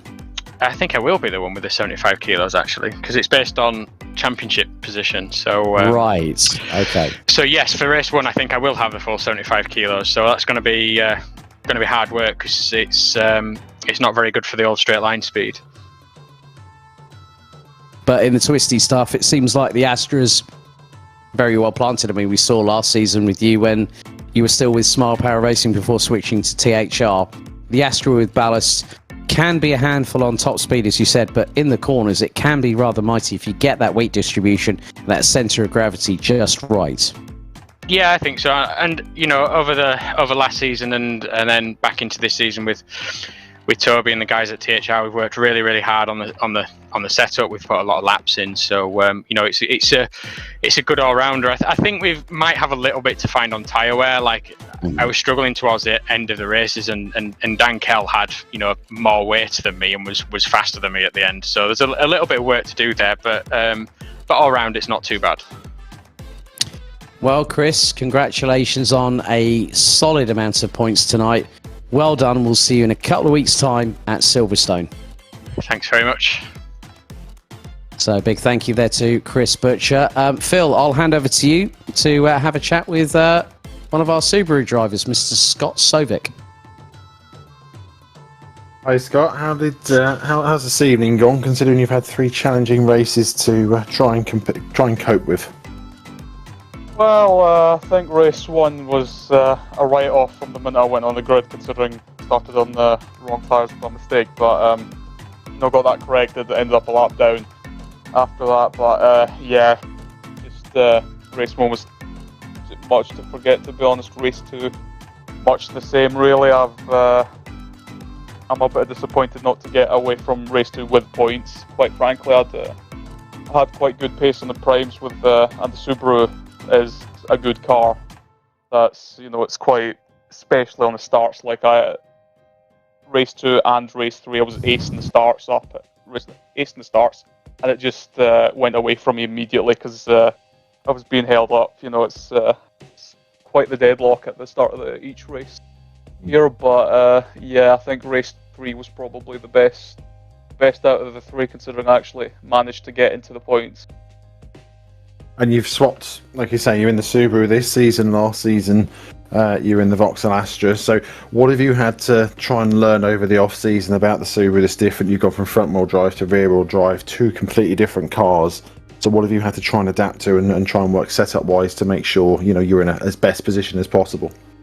Well, it's they're 2 completely different beasts. The Astra's a very understeery car. That's it sticks to the line quite well, whereas the Subaru definitely has a tendency to get a bit more slidey on the rear. Although I've got to say, the pro for the Subaru is that at least being a rear-wheel drive, it has the advantage with tyre wear. So it's definitely been a different kind of challenge, but it's definitely an enjoyable one. Good. And obviously, with keeping that in mind, tyre wear and the rear-wheel drive factor, how do you think that's going to work out for you when it comes to racing at the Silverstone International Circuit in a couple of weeks' time? I think the Subaru might be a bit down on straight line speed, so considering that's quite a top speed heavy track, I think it's definitely going to be challenging to get the most out of the car. But considering I was able to get a podium in the first round in Donington, I think there's definitely pace line in the car, and hopefully I can get more of it out at a track that I actually feel a bit more comfortable on, especially considering I wasn't able to test to get into the groove properly on this track as well. So I think we might be looking for maybe a top 10 or a couple of top 10s at least in the first 2 races. So that's brilliant. Well, thanks for your time, Scott. That's been great. Yeah. Well, good to hear from both Chris Butcher and Scott Sovic. But Phil, looking back over tonight's proceedings, 3 different winners. Ryan Elliott taking pole in the first race and winning by a country mile. Dan Kell doing a top gear from the rear. And it was 2 for 2 for Zancho Simsport, courtesy of Lewis McGlade. Silverstone International, I think we've got more of this to come, and I think the intensity is going to be even higher than what we saw tonight. I think, yes, the bar is definitely going to be raised. Silverstone International on the 11th of August. Thoroughly looking forward to that one. Like I say, the guys have really delivered tonight in all 3 races. We've had close racing, hard racing. The bar has just been increased with each race as well. Race 1 seems quite quiet now compared to races 2 and 3. And as we saw last year, Silverstone International provided a lot of overtaking of opportunities, especially with the high speeds of the hangar straight and the start-finish straight as well. So it's, we are starting a journey again that is going to continue to get better and better, and I'm looking forward to that. Well, that really wraps things up here for round 2 of the 2021 Virtual Motorsport Online Touring Car UK Series here at Brands Hatch. So we head to just outside of Towcester, Silverstone International Circuit, for the next 3 races for round 3, just a couple of weeks' time. Big thank you to our broadcast director, Mike Yao. This broadcast has been brought in partnership with Sim Sports Solutions. And on behalf of Phil Kinch and myself, Alex Goldschmidt, thank you very much for watching. We'll be back with more Tin Top shenanigans in just 2 weeks' time. Good night.